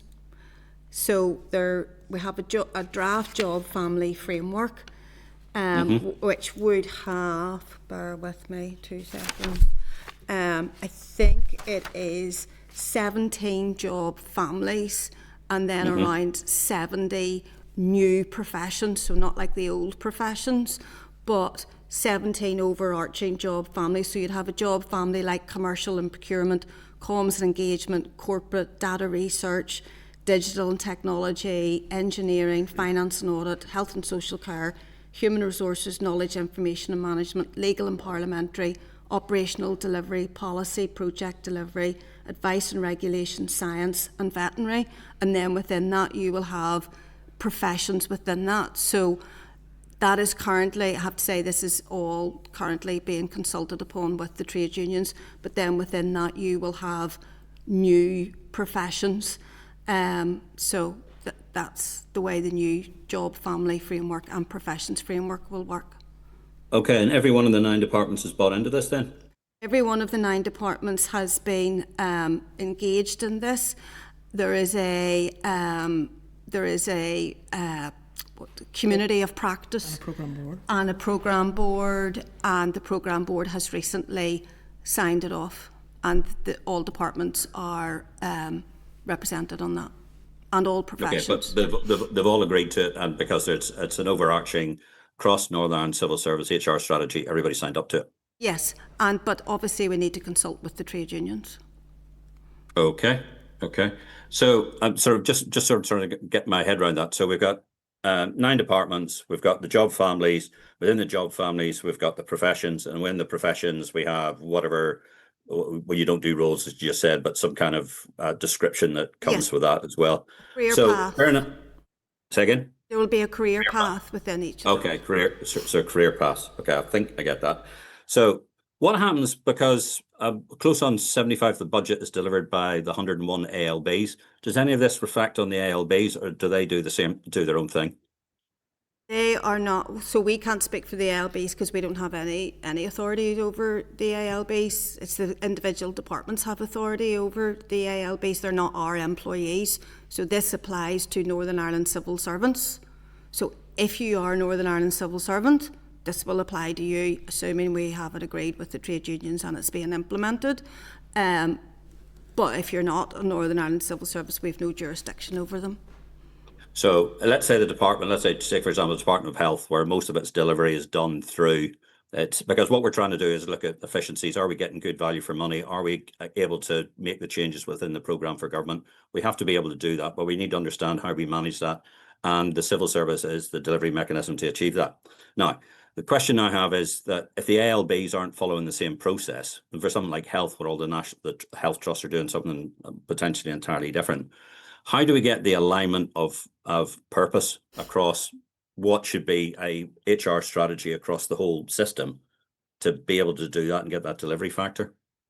Well, my understanding is, so for example, if you look at local government or health, they have a very different system, so they don't have... Yeah, they do. Yeah, so they don't have what we would have in terms of the current approach of general service, professional, technical. They will have much more an establishment, and they will have job roles within that. So I don't know that it would be specifically that you would take this and apply it to an ALB, because it might not suit the ALB in terms of delivery. I mean, Catherine came from health and I came from local government, so we can sort of talk about that perspective, but I think in terms of locus, it's not really.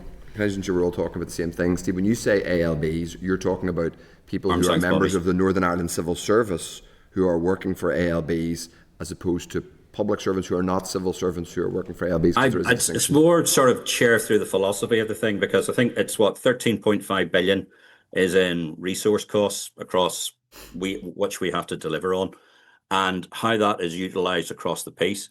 Now, one of our concerns has always been the delivery mechanism to achieve that, and obviously a lot through the civil service and how they deliver that as well. But if what we're trying to see through the reforms in the civil service, and we've only achieved 9 out of 23 or what we're supposed to be doing, how are we getting how can we check where we're getting the value for money for that if the most of the delivery has been given through ALBs that have got 75% of the money?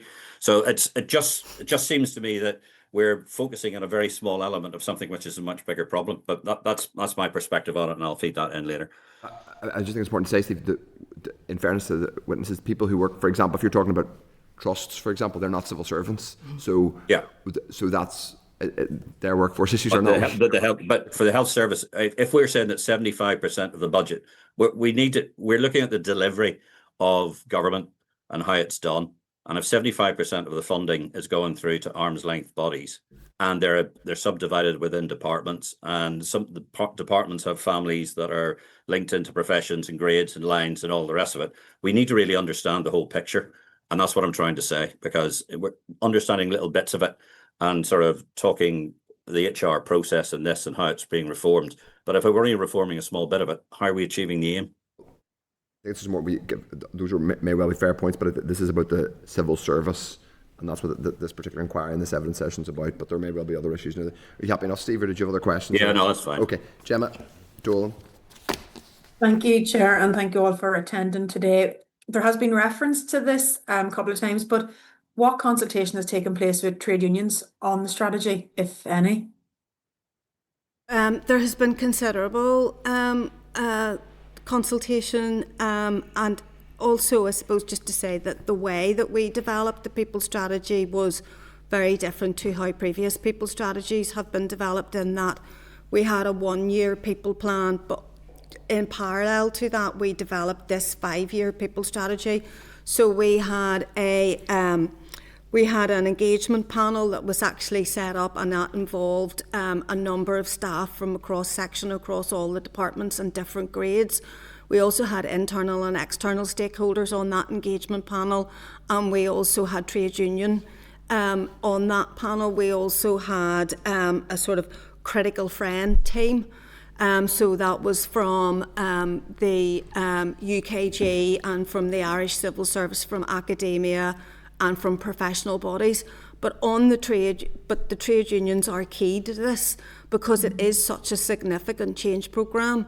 And so there is obviously a requirement through our industrial relations machinery, which is the Whitley structure, to consult on basically everything that might be in that policy or in that strategy, in terms of all the new policy changes, a new approach to strategic workforce planning, job families, all of those types of things.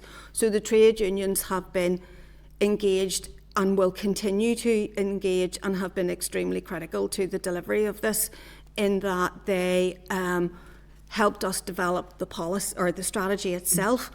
But when it comes to the actual elements of it, they also are being heavily consulted on that. That's brilliant. Yeah, that's really positive. And as you said, they're critical to this. And then just my final question is, what are some of the milestones for the implementation of the strategy in the time ahead? Well, I suppose the big issues are around the sort of the clearer job roles, the targeted recruitment, strategic workforce planning, all of those types of things that I've already talked about. So I suppose the key milestones are that by the end of well, it's already done, but we're currently engaging on, so that's the job family framework. So that the milestone for that was the end of this month. And then quarters 2 and 3 of 26 is the staff alignment, so actually placing all the current existing staff into those job families. And then by March 27, career frameworks that we talked about, so that you have all those issues set out under each of them. March 27, recruitment. By March 27, recruitment comes back in-house from HR Connect into the civil service. And then in March 28, as set out in the Audit Office report, all departments have to have their workforce plans in place, so that we can then aggregate that up and develop a NICS-wide one. So those are the main ones, but there are lots more. Yeah, no, that's fair enough. No, thank you, and Chair, that's me. So Okay. thanks. Gary Carroll. Thanks. Can you hear me okay? Yep. Yeah, okay, you go ahead. Yeah, thanks for the presentation. The first question is around sickness. And have you done any work around the levels of sickness are attached and connected to civil servants who are on low pay?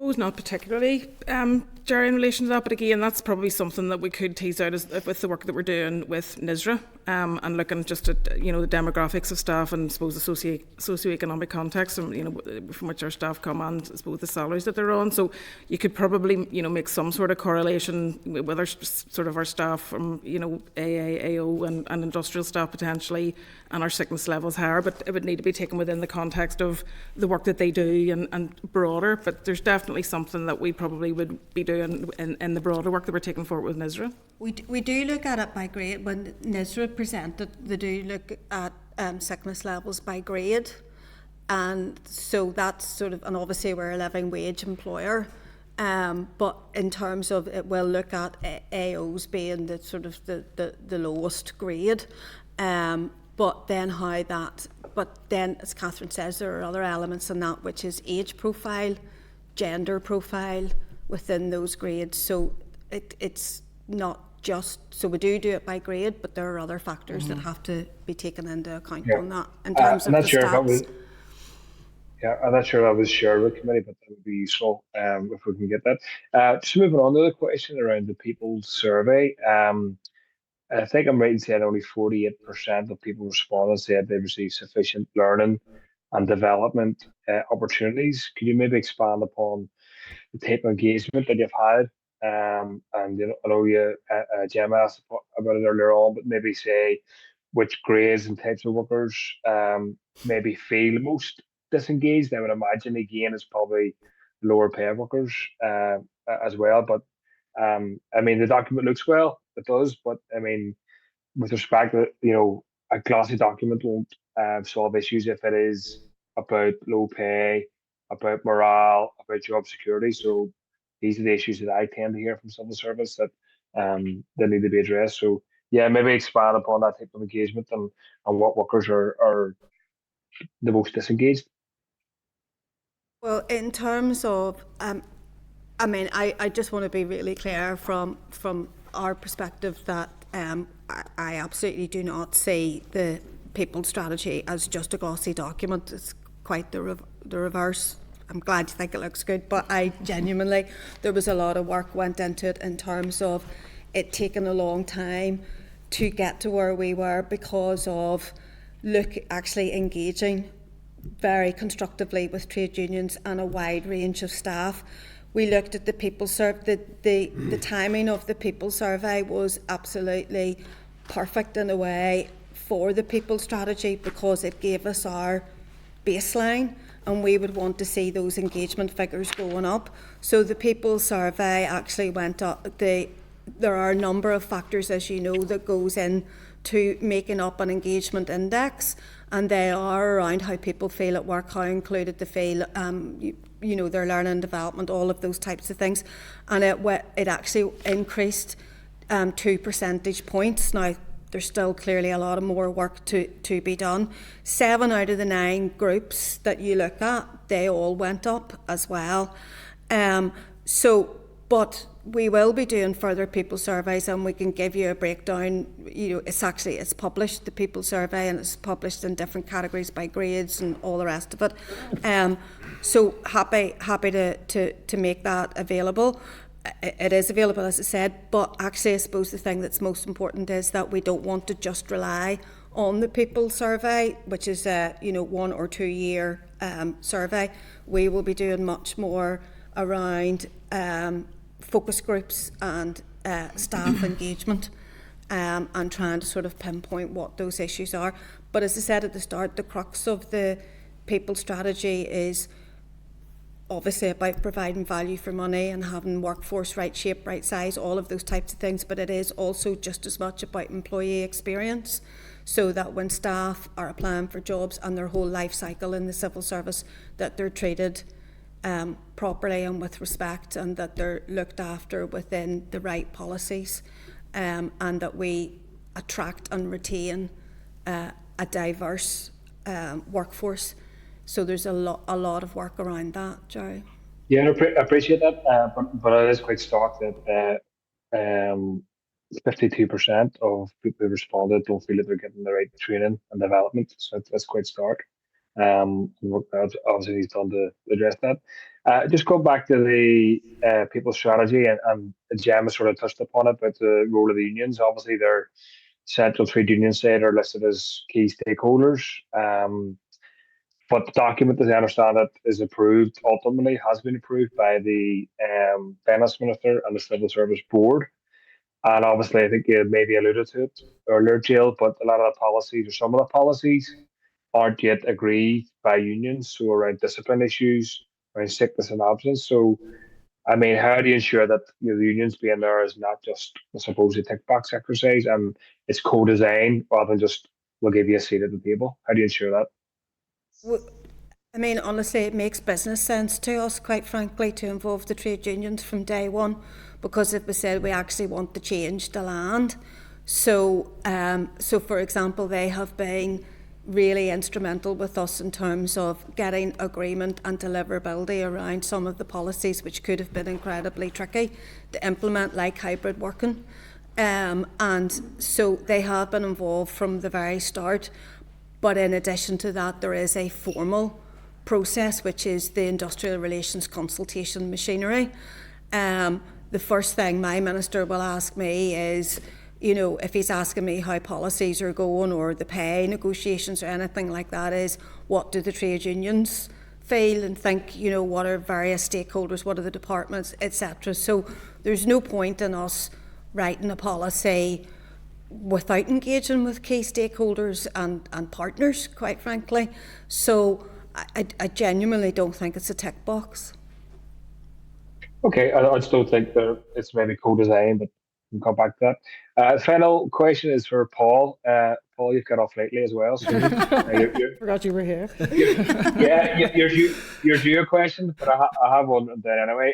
It's about the Integrate program, and obviously, like, it's not just your fault, Paul, but there's been a bit of a history of IT programs sort of not being delivered on time and going over budget. That's me putting it politely. What's the total projected cost of Integrate? How much has been spent to date? And how will you ensure there's some oversight of developing Integrate, obviously to address the financial issues, but any other issues that may develop over time?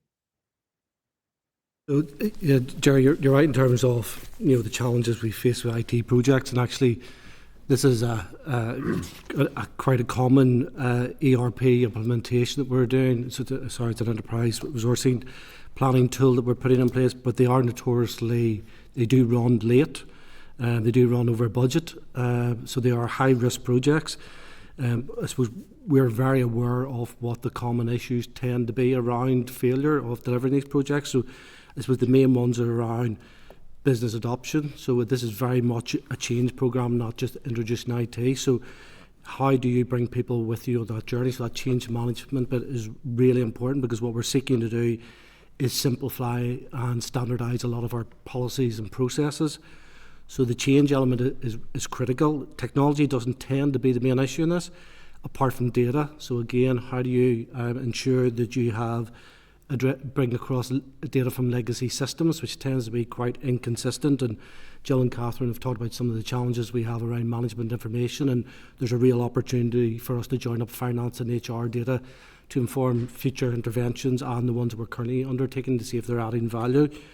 And I suppose the other delivery risk I see in this programme is that people are very busy with a day job. So how do you deliver change at the same time as delivering all the things that are set out, for example, in the people strategy and what people are doing as part of their everyday job? So those are the main challenges. We're very aware of them. We're trying to build mitigations around them as much as possible.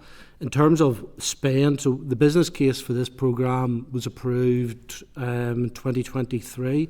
It's about £294 million.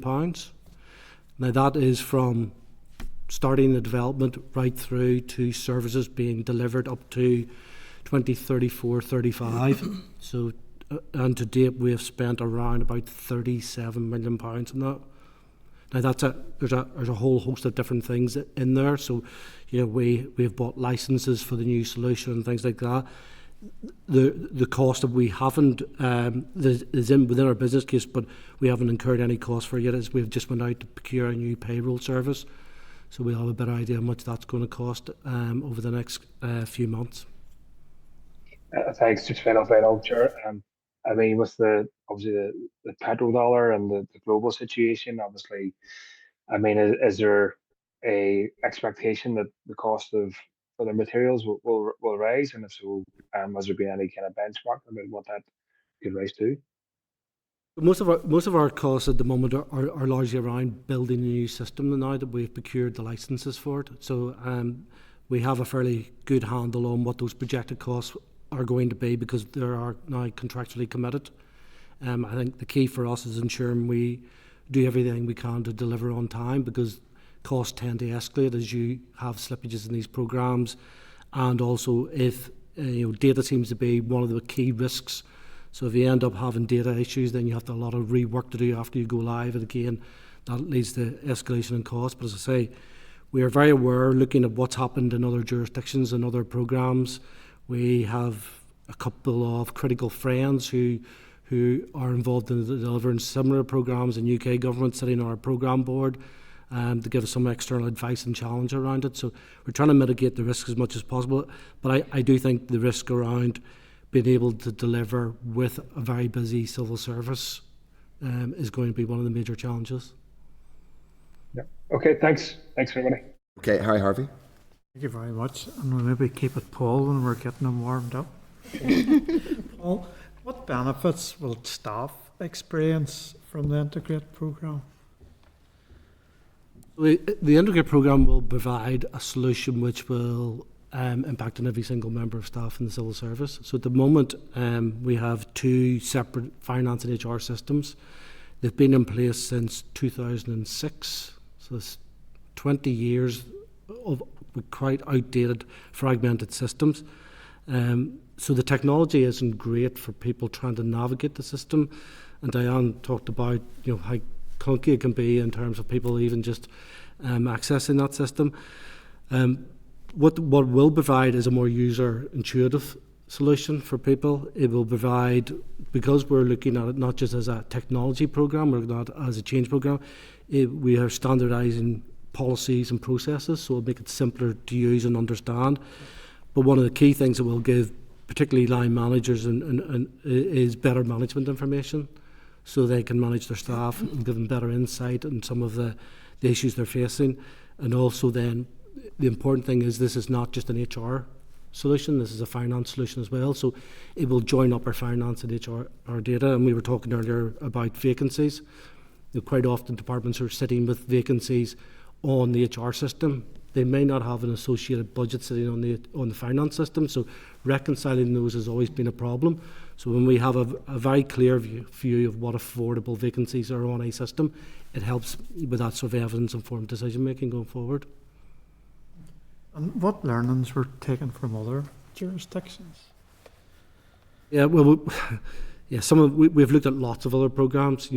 I suppose the most significant one is Birmingham City Council, who implemented their ERP system, which and the key issue that they which caused, I suppose, the failure of their first implementation was a heavy customisation of the system. So most of these solutions tend to be cloud-based solutions. So what we've got is an Oracle Fusion solution. Once you start tinkering with what comes out of the box, then it becomes more complex to maintain, it becomes more costly. So standardising your processes is really important. So that's one key learning that certainly came from Birmingham City Council. Scottish Government, when you look at their key issues around data and data migration and quality of data, so we're very aware of that. So we are looking across other programmes in other jurisdictions, and as I say, we are also having people who have been through this journey sitting on our programme board to give us support and advice in that. Thank you. Maybe generally, how does this strategy ensure that people feel valued, recognised and even rewarded? Well, we want to do all of the above. There's no doubt about it. And I suppose that is really what I'm saying around in terms of the work that we did to develop the strategy was really saying, well, what are the things that are going to make the difference in that regard? But also having a very clear nod and consideration, if you like, as well to running the civil service in a value for money way. So it's how do you genuinely get the right balance between making sure that staff are, you know, felt like they are included, that they have a career path. So we literally went through all of those types of issues, but then at the same time we have to ensure delivery, and we have to ensure value for money for the people that we serve. So I think it's a case of managing that, and the way that we looked at that was through engaging with trade unions and staff, but also looking at what good looks like elsewhere, the things and the outcome of the people survey. So it's a very evidence-based strategy. But in terms of delivery as well, so for example, in the health and wellbeing sort of initiative, you know, we have members from right across trade unions, different groups of staff all involved in the mental health forums. We have the health and wellbeing strategy, again, representation from all departments. So in the implementation and delivery, we're trying to make sure that we're involving all of the departments and sort of look how we're going to take this forward, and so that we're doing that together, and it is co-designed. So it's very much, as Jill said, in the development of the strategy was done from that perspective to include as many views as possible, and then in the delivery of some of those, that it's really important to continue that approach in terms of what does that actually look like and feel like for staff, but involving staff in that process. Thank you all very much. Thank you, Chair. Okay, just a couple of final questions for me. The people strategy does look good. That's not me being cynical. I mean, it's a worthy enough document, but it's not a workforce plan, I think it's fair to say. And it's not what the NIAO actually say is needed, which is a workforce plan. Is that fair? No, the workforce plan. So are you talking about a strategic workforce plan? No, that's an element of the people strategy. But in the NIAO report, one of the things that is most clear is their frustration of what they see as the absence of a strategic workforce plan. So do you think have they just misunderstood the people strategy, or they don't give it due credit? No. I mean, I completely agree with them in that it's front and centre. So strategic workforce planning is front and centre to the people strategy. There are quite a few steps that you need to go through before you can strategic workforce plan. And that's why I'm saying that's why in the first year. So the first thing that you would need to do before you strategically workforce plan is to make sure that you've got your workforce model right. So the first year of the people strategy, new workforce model, strategic workforce planning guidance, request out to departments, guidance on spans and layers and control. So all of those things have been done in year one of the people strategy, with the milestone for departmental strategic workforce plans and then the overall strategic workforce plan. You mentioned the absences of the executive and therefore the assembly, and that having an impact on the civil service. What is the impact on the culture of the civil service? I don't mean the day-to-day impact in terms of people not being able to get ministerial decisions signed off. We know that's a nightmare, I'm sure. In terms of recruitment, morale, and HR issues, and the issues that are covered in these various reports, what are the challenges it creates? We can probably bracket it broadly as dysfunction, political dysfunction in Stormont. Please be honest. Does it make it harder to recruit civil servants?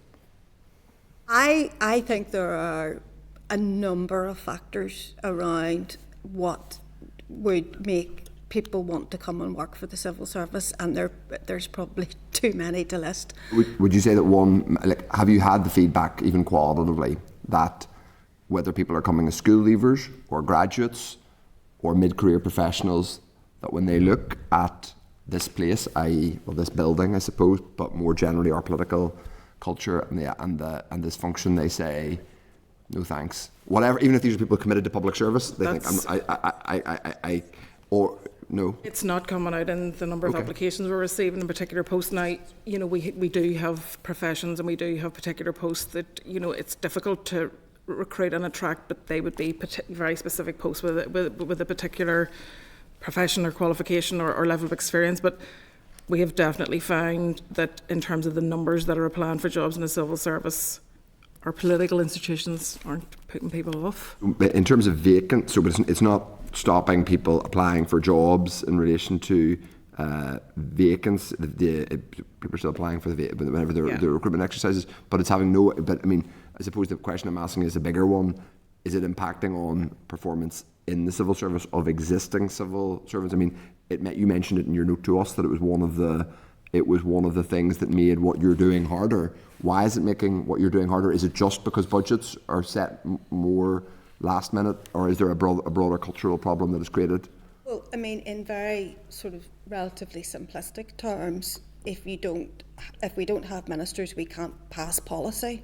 Yeah. So that's a very, very simple thing in terms of... As in HR policy, or do you mean... An HR policy. Yeah. You know, because the finance minister is responsible for policy, but also, you know, so you can't do that. You genuinely cannot do normal workforce planning in the middle of a pandemic. You can't do workforce planning in the middle of the preparation for Brexit. You can't, because they are shocks to the system, and actually what they're asking for is for a surge of staff. I think what you're talking about is a general, whether it's like people applying for the civil service. So you couldn't say that we don't have big numbers. What you might want to look into is where are they coming from, how, you know, what would people... So it's not just about quantity, it's about quality and the nature. The Northern Ireland Civil Service would be a more attractive place to work if our politics was less dysfunctional. I'm not going to answer that. Okay, fair enough. I did try. I'm not. No, but I mean, you know. I mean, I think it's a reasonable question to ask. I mean, I'm not sure. I mean, put it this way: do you think it is fair that? Do you think more people would be attracted to want to work in the civil service if our executive was more? If there were fewer absences of an executive? Well, I can only... You did say the absence of executive had an impact on HR plan. No, I don't think it is fair or right for me to answer that. But what I can do, for example, is say that when I sat down to think about my tenure and the fact that, you know, what has gone on over and why, for example, were we not in a position to have a strategic workforce plan before now?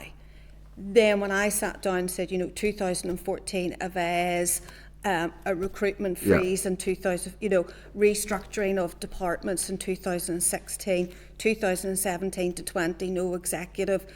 What I'm saying is that makes delivery more difficult, but I can't answer the question. You know, it's simply because of the fact that policy has to be passed. Okay.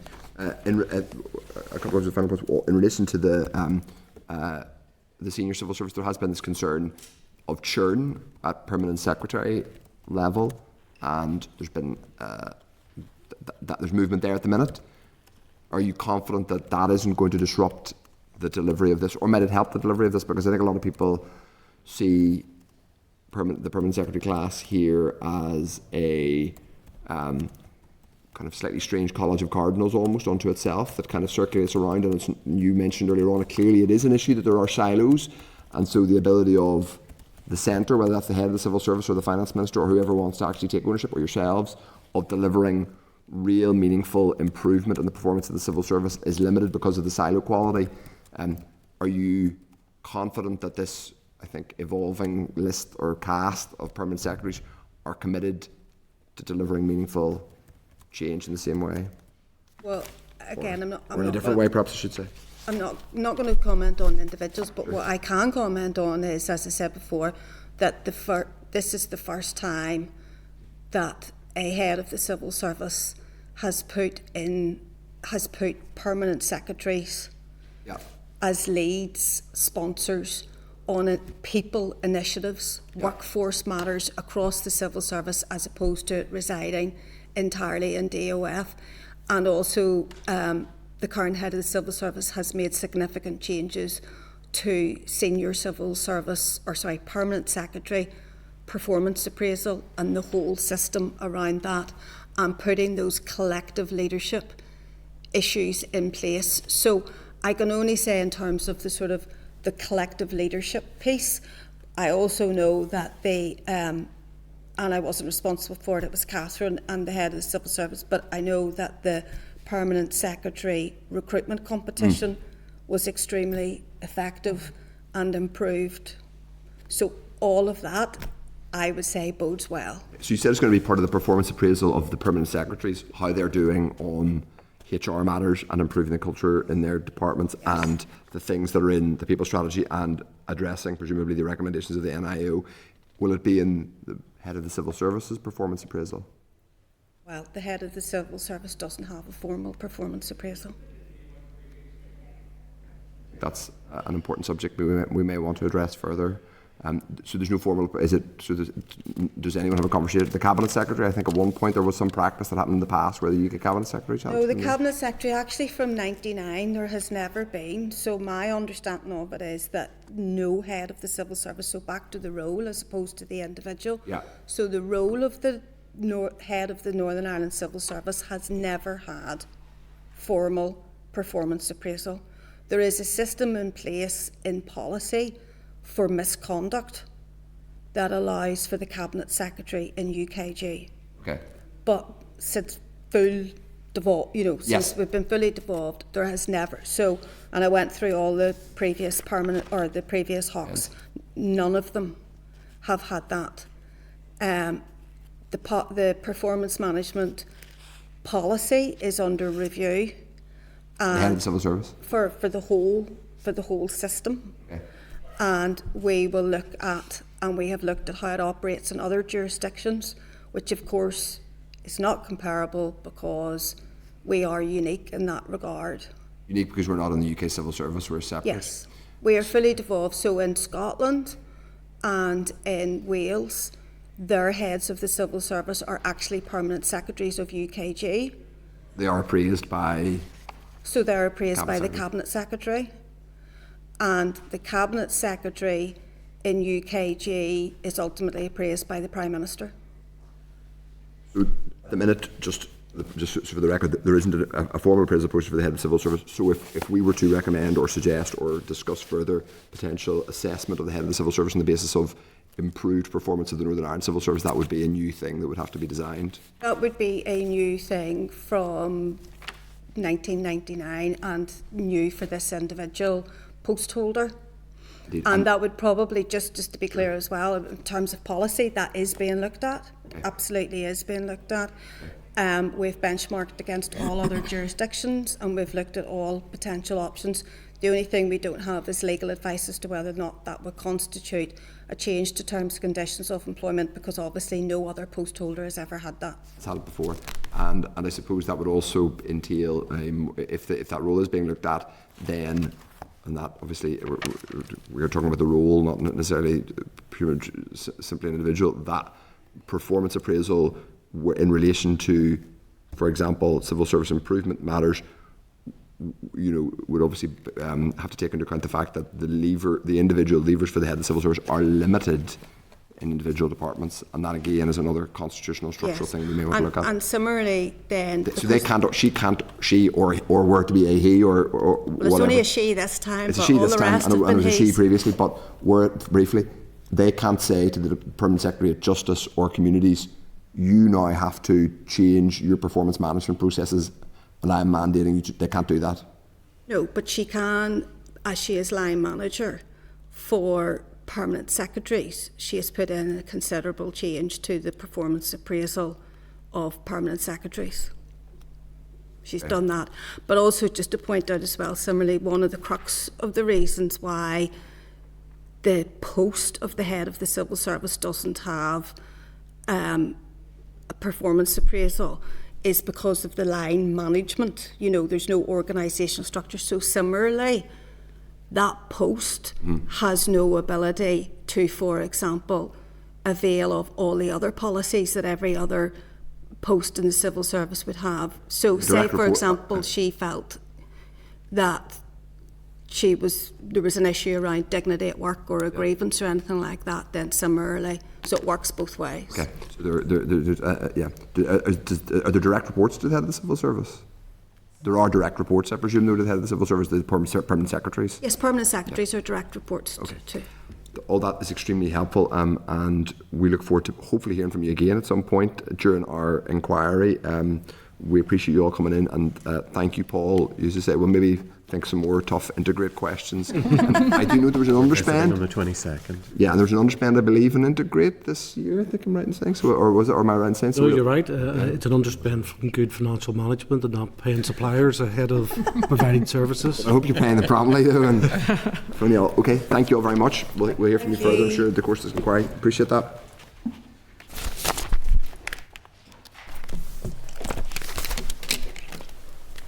Okay, members, we are now going to go straight into our agenda item 9, which is an important. We'll try and expedite this quickly, but it is a very important. Just Chair, if we can get that agreed. Oh, of course, yes. So, remember, if we're agreed that we will publish the questions. So, if you go back, if you go to the pack, sorry, I'm starting myself with my the spine of my report. If you go to page 173, there are revised citizen space questions. So, there's a discussion last week on the citizen space questionnaire we were going to issue, in which obviously there's a particular interest in getting the views of serving civil servants. Our members, particularly those who had feedback on the volume of questions, content that we publish that as it is. Deputy Chair, all happy enough? Yeah. Okay, good. Now we're going to go on to agenda item 9, which is Outturn and Forecast Outturn February data and oral briefing from the department. At page 98 of the table pack, there's Outturn and Forecast Outturn data for February. Wasn't submitted in time to be in the main meeting pack. So, members, if you're agreed, we'll forward that to the Statutory Committees and the Audit Committee as usual. As usual, the department has reported on 4 expenditure categories: non-ring-fenced resource DEL, ring-fenced resource DEL, capital DEL and FTC. Detailed tables are broken down by category, and department have been provided, and they have been provided as usual. Key issues highlighted are the Department of Education and Department of Health forecast overspends, which combined is 31.1 million. We will, I'm sure, hear about that and whether the additional money, including the access to the reserve, will help those, will deal with those.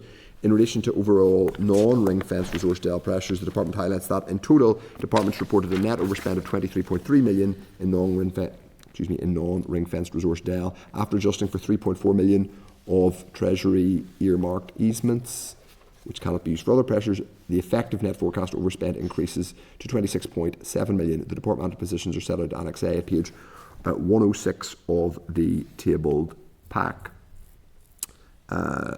Departments are forecasting a total easement of 29.2 million in ring-fenced resource DEL. The departmental positions for ring-fenced resource DEL are set out in Annex B at page 115 of the tabled pack.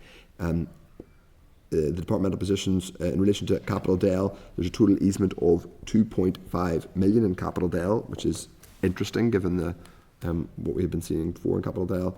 And the departmental positions for capital DEL are in Annex C at page 124 of the table pack. In relation to financial transactions capital, DFC is forecasting an easement of 1 million due to a delay in the completion of the North West Regeneration Fund project. All other departments are reporting to their January monitoring position. The departmental positions for FTC are set out in Annex D at page 133. No department reported an overcommitment in any budget category in February. Explanations for variances exceeding the threshold of 5% and exceeding the threshold of 5% and £250,000 are detailed in Annex E at page 139. So with us we have John McBurney, who's Deputy Secretary of the Public Spending Directorate from the Department, and Emer Rice, who is Head of In-Year Monitoring.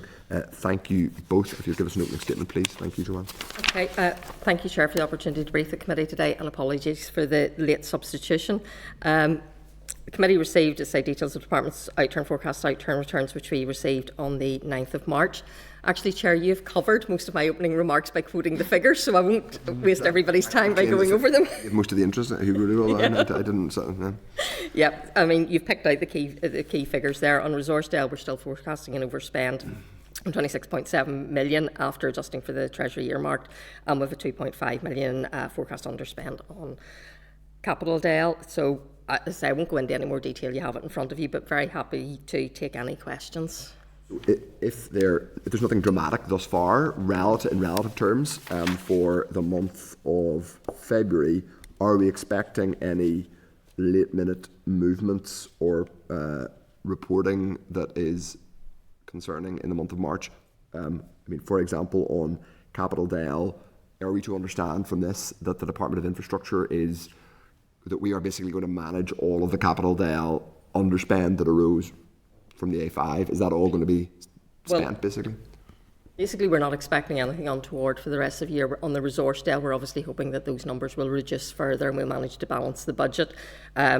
Departments of Health and Education continuing to make efforts to manage their overspends, and the likelihood is that other underspends will appear in other departments or other areas. In terms of capital, yes, at this point we would be confident as we can be. You never know what's going to come out of the woodwork, but we're relatively confident that will be managed within the amount we can carry forward under the budget exchange scheme.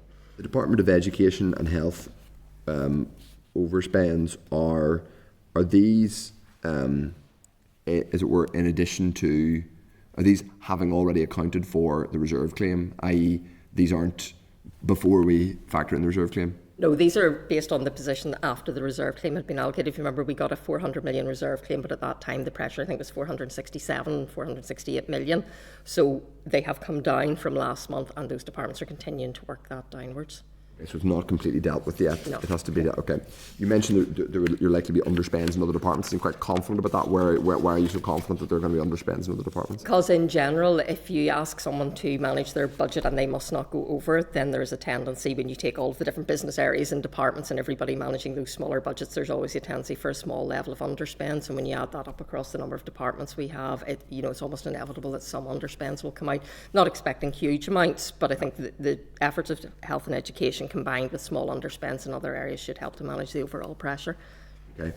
Now, you'll not be shocked. We may ask you one or two other questions that stray beyond the Outturn and Forecast Outturn, one of which we talked about earlier on, which is in relation to the open book exercise. I have to say the committee was rather disappointed that we hadn't seen the terms of reference until we asked, but I suppose that's why we have a finance committee to ask questions and be front-footed.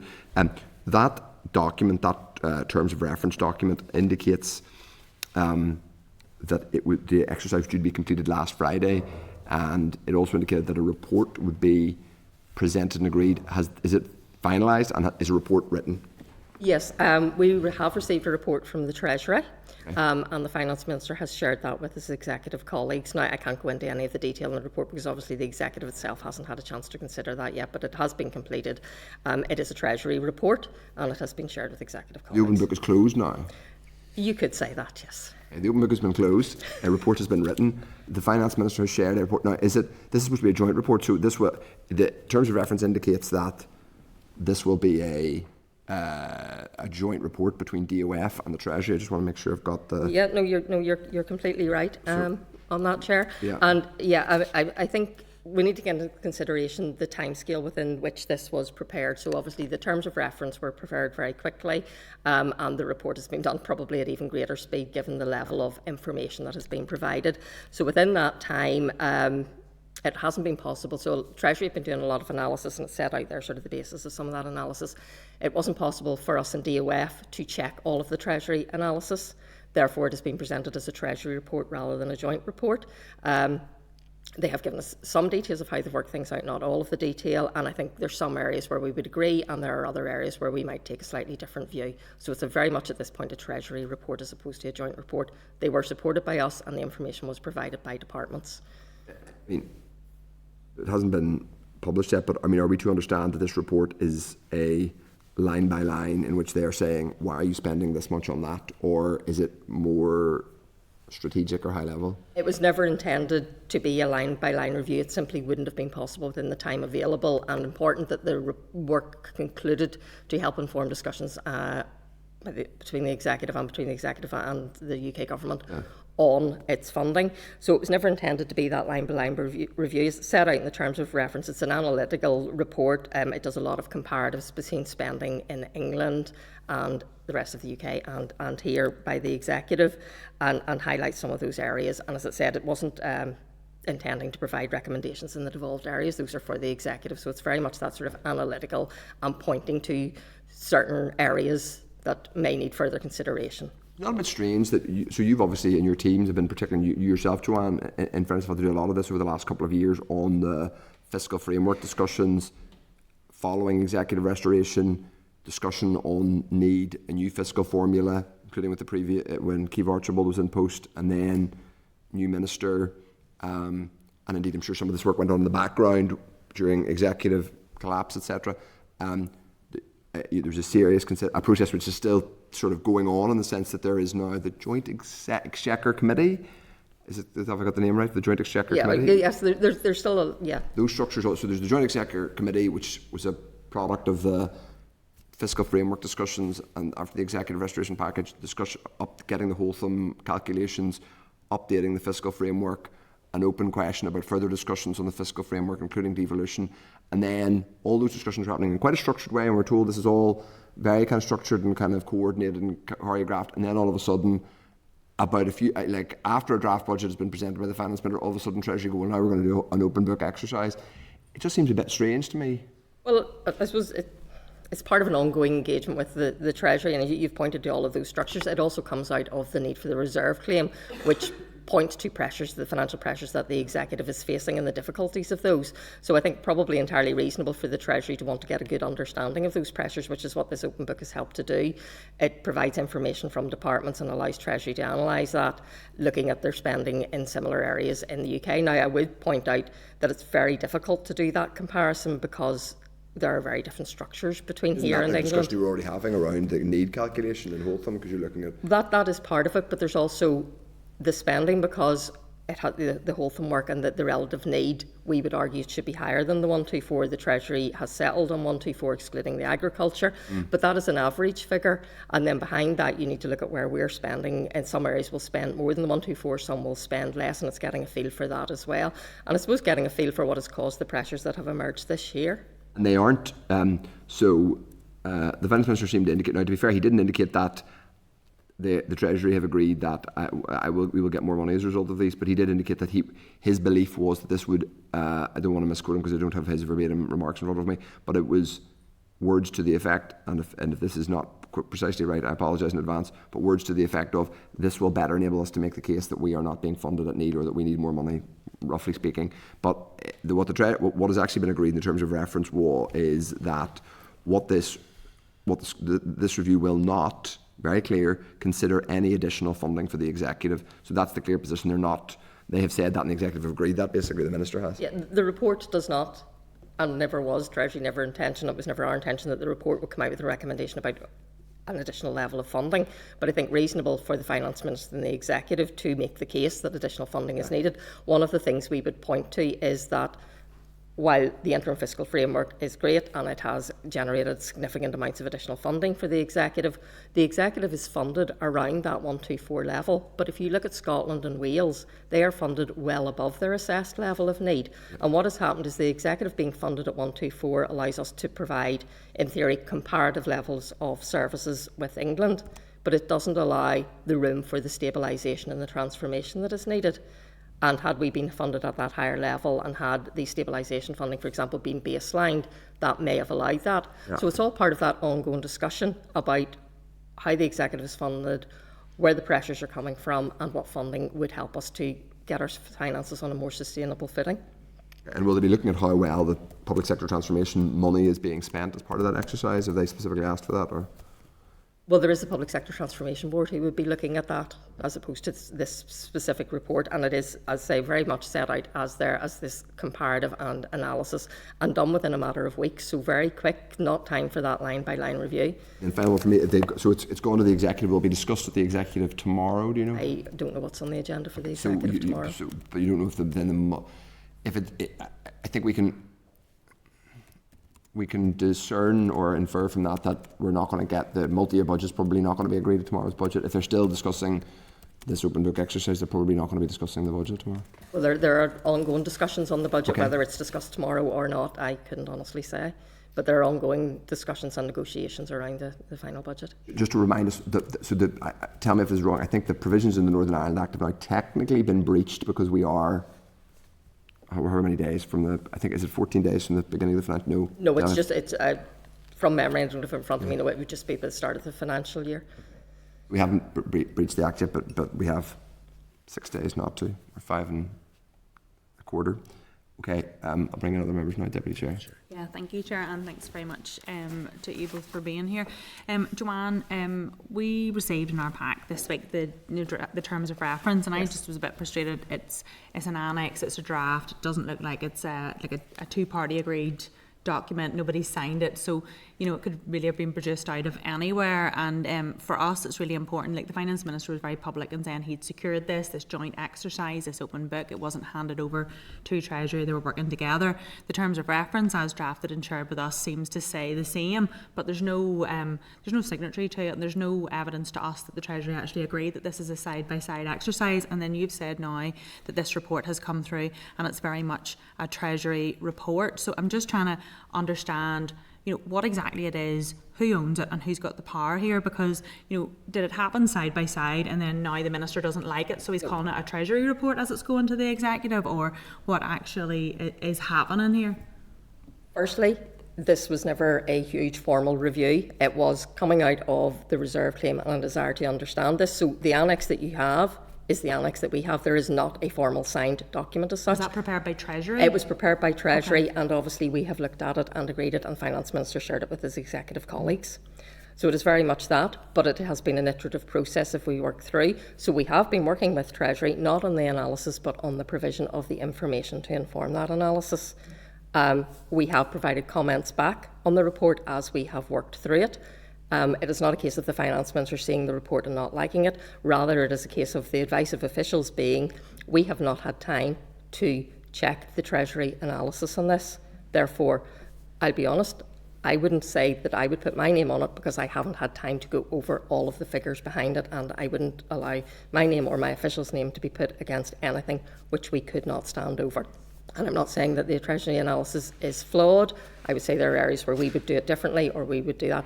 But for all of it, we haven't had time to do that analysis ourselves. Therefore, we wouldn't put our names to it. And I think that was accepted by the Treasury. And because of the speed, had we took another few weeks, we probably would have got to an agreed position. But important that this moved ahead because, as the Chair has said, we need to get a budget agreed, and I didn't want to hold it up for that. Absolutely. And then, so do you think there will be a second version of this report that is the joint report? I wouldn't imagine so. There may be further ongoing work.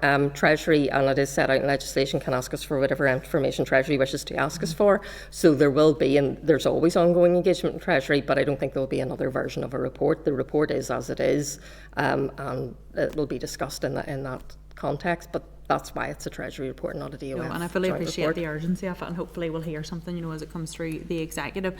In terms of the Outturn figures, and I know obviously this is the end of March, and we're talking about the end of February figures, and I know that you have live sight of what's going on. So just, you sort of alluded to it, but just in simple terms, are you confident that 25-26 we're going to break even?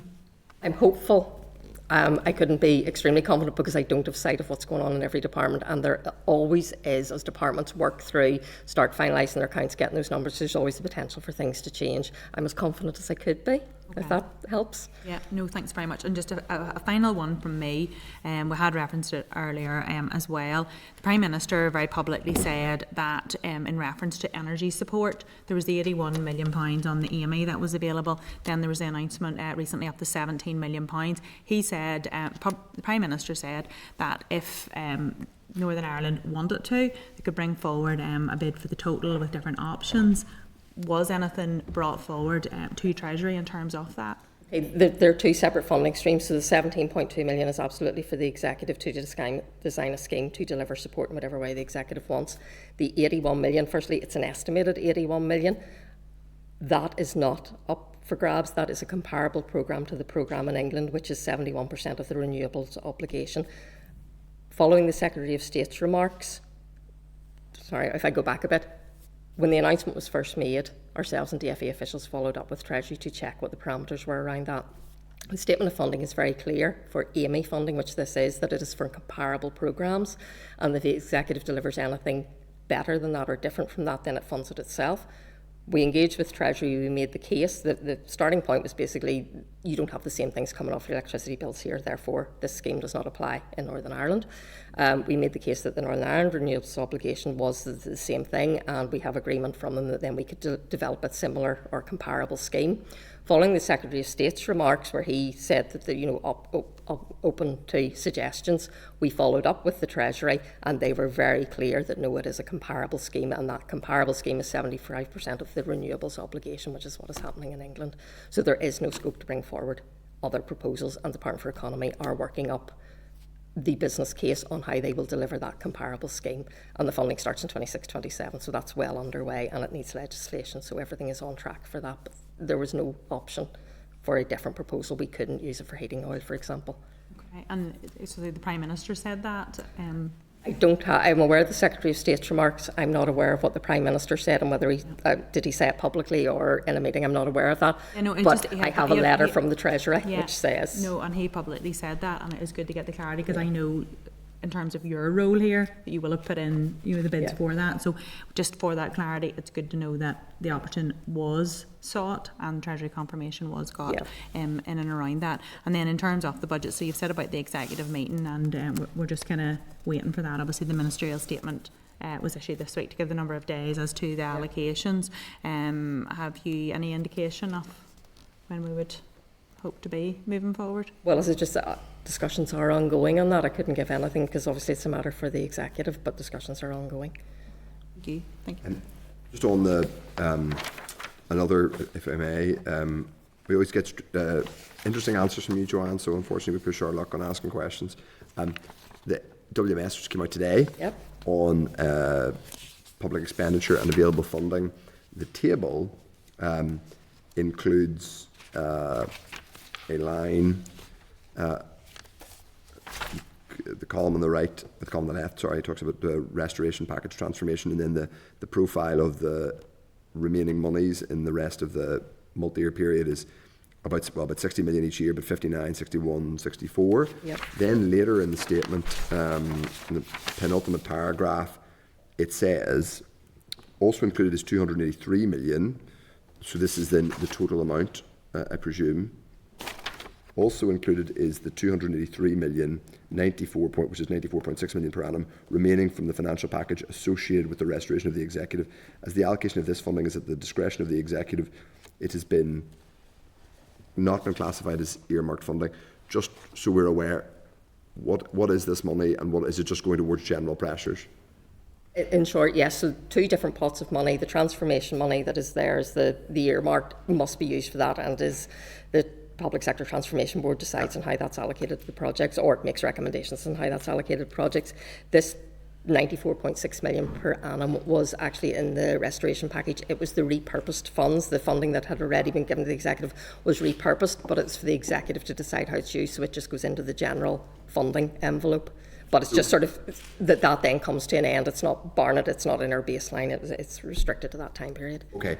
From memory, it was about 500 million was that right? And not that amount, but 94.6 over 5 years. Yes, and so that is an amount of so that was all previous ring-fenced funding that basically Treasury took the ring fence off and they said this is new money, and it was effectively not new money, it was money that had previously been ring-fenced.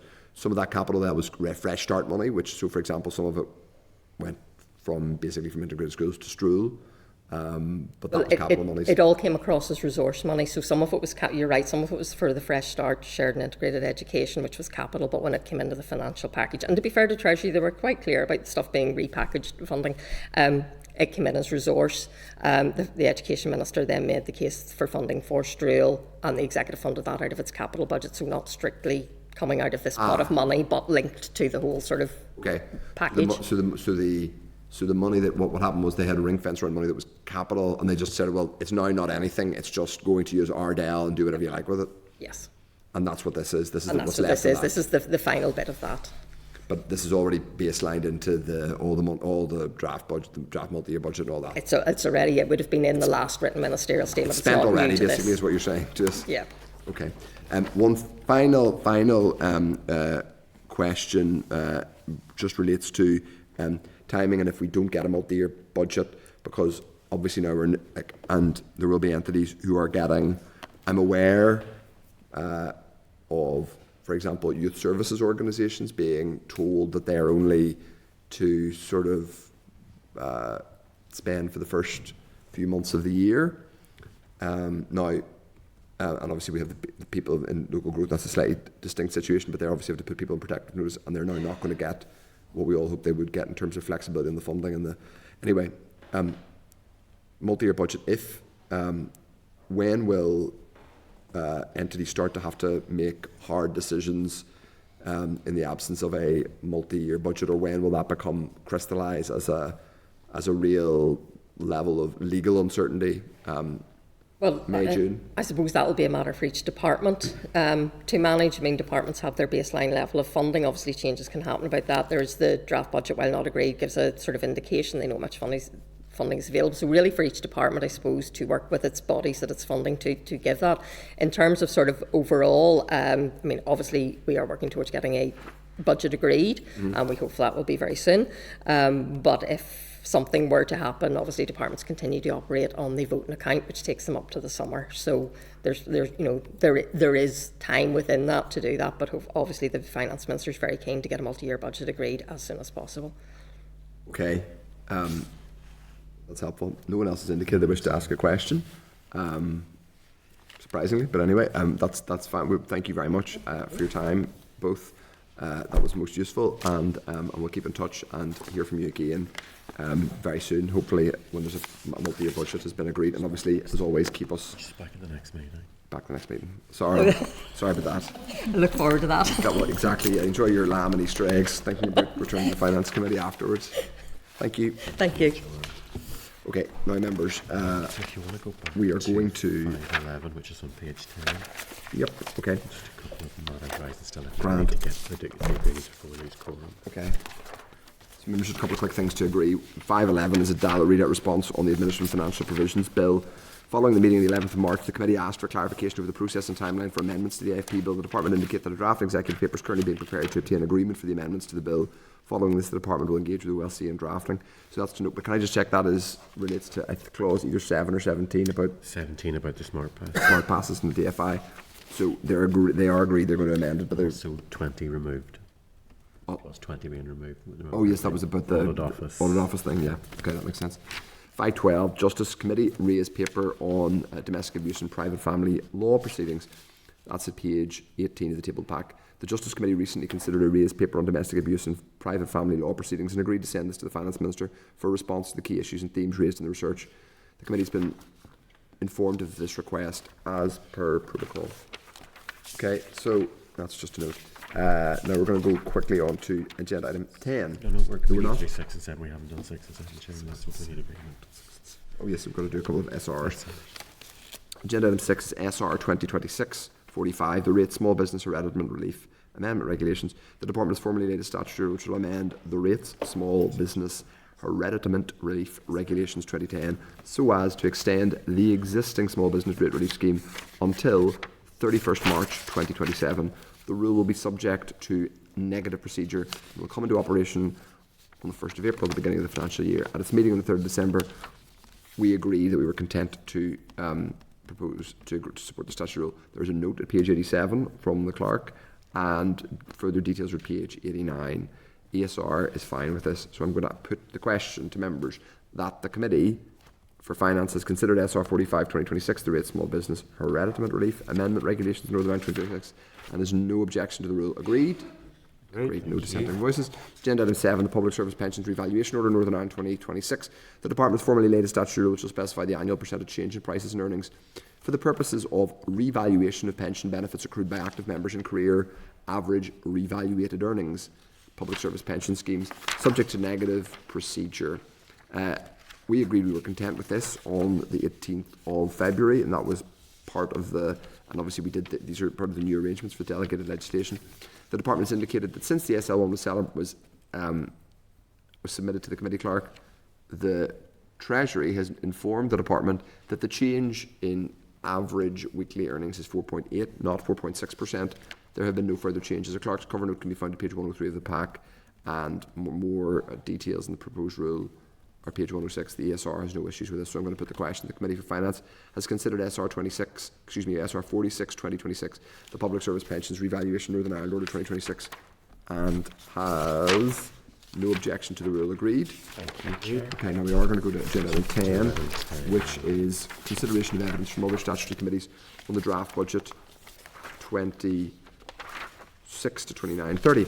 At page 181 of the meeting pack, there is the draft committee report and the draft budget. Members will note that the sections related to health, economy and executive office committees are blank. Members, following last week's meeting, the clerk contacted the other statutory committee clerks who had not provided a response on their committee scrutiny of the respective department's budget, but we do expect them. Yes, we are to expect them. The report will be updated when further response are received. The report can also be updated if there are further developments in relation to the budget. Details of any motion associated with the report can also be included, subject to committee agreement after Easter recess. So that's when we will agree the report. We will also hopefully have a bit more detail then on whether there's going to be a draft, a final or an agreed multi-year budget, and then we'll get, we will have be then into the zone of scheduling when that will be our own committee motion on it. So if members are content on the draft as it currently stands, we'll wait after Easter finding out whether there's agenda number 11 is correspondence, email from an individual. Members are already aware of the context of this item. Just to note, 11.2 is transcript. It's in the table pack. It's transcript of the NI Fiscal Council report. It's at page 144. So if members are agreed, that will be added to the appendix of the committee report. Agenda item 12 is the draft forward work programme. The draft forward work programme is at page 212 of the meeting pack. So the clerk might want to outline the what's coming up next. Very quickly, Chair, the members are aware that we didn't get the papers for the baby loss certificates SL1. That will be scheduled when we get the relevant papers from the department. The other one is the integrated visit to Goodwood House on the 22nd of April. We'll send out further details on that once we've done a reconnaissance visit tomorrow. And we'll have much more idea of what's going to go on, and we put out more of a package to members on that one, Chair. So we will have a very, I think, important briefing on our first one back, which Joanne McBurney will be here with us again on the multi-year budget and the open book exercise. Further detail. Okay, so members, we're agreed we're going to amend the forward work programme as per our discussions, and we'll agree, I presume, that we publish on the website. Thank you, members. Agenda 13 is any other businesses. Anyone have AOB? Can I just ask, where is Goodwood House? It's on May Street. We will send maps. It's actually usefully between the two glider stops on May Street, which is no help if you've never used the glider, but it's just up the road a bit from St George's Market and just down the road a bit from City Hall. We're not going to the races at Goodwood. No, heavens, no, please don't imagine that. No, nothing as good as that. No, not at all. No. Agenda 14 is date, time and place of the next meeting. It's 15th of April, Wednesday 15th of April, 2 p.m. in this room. And members, we've already agreed that we will issue the pack a little bit later than normal because of the Easter recess to allow our hard-working and much valued support team to enjoy the Easter recess. And I would encourage all members to get something of a break too, as well as continuing to deliver for our constituents. I hope people have some kind of rest period. I'll just put the question to the committee. Do not adjourn. The committee's adjourned. Thanks, everybody. Senate Chamber. Sound.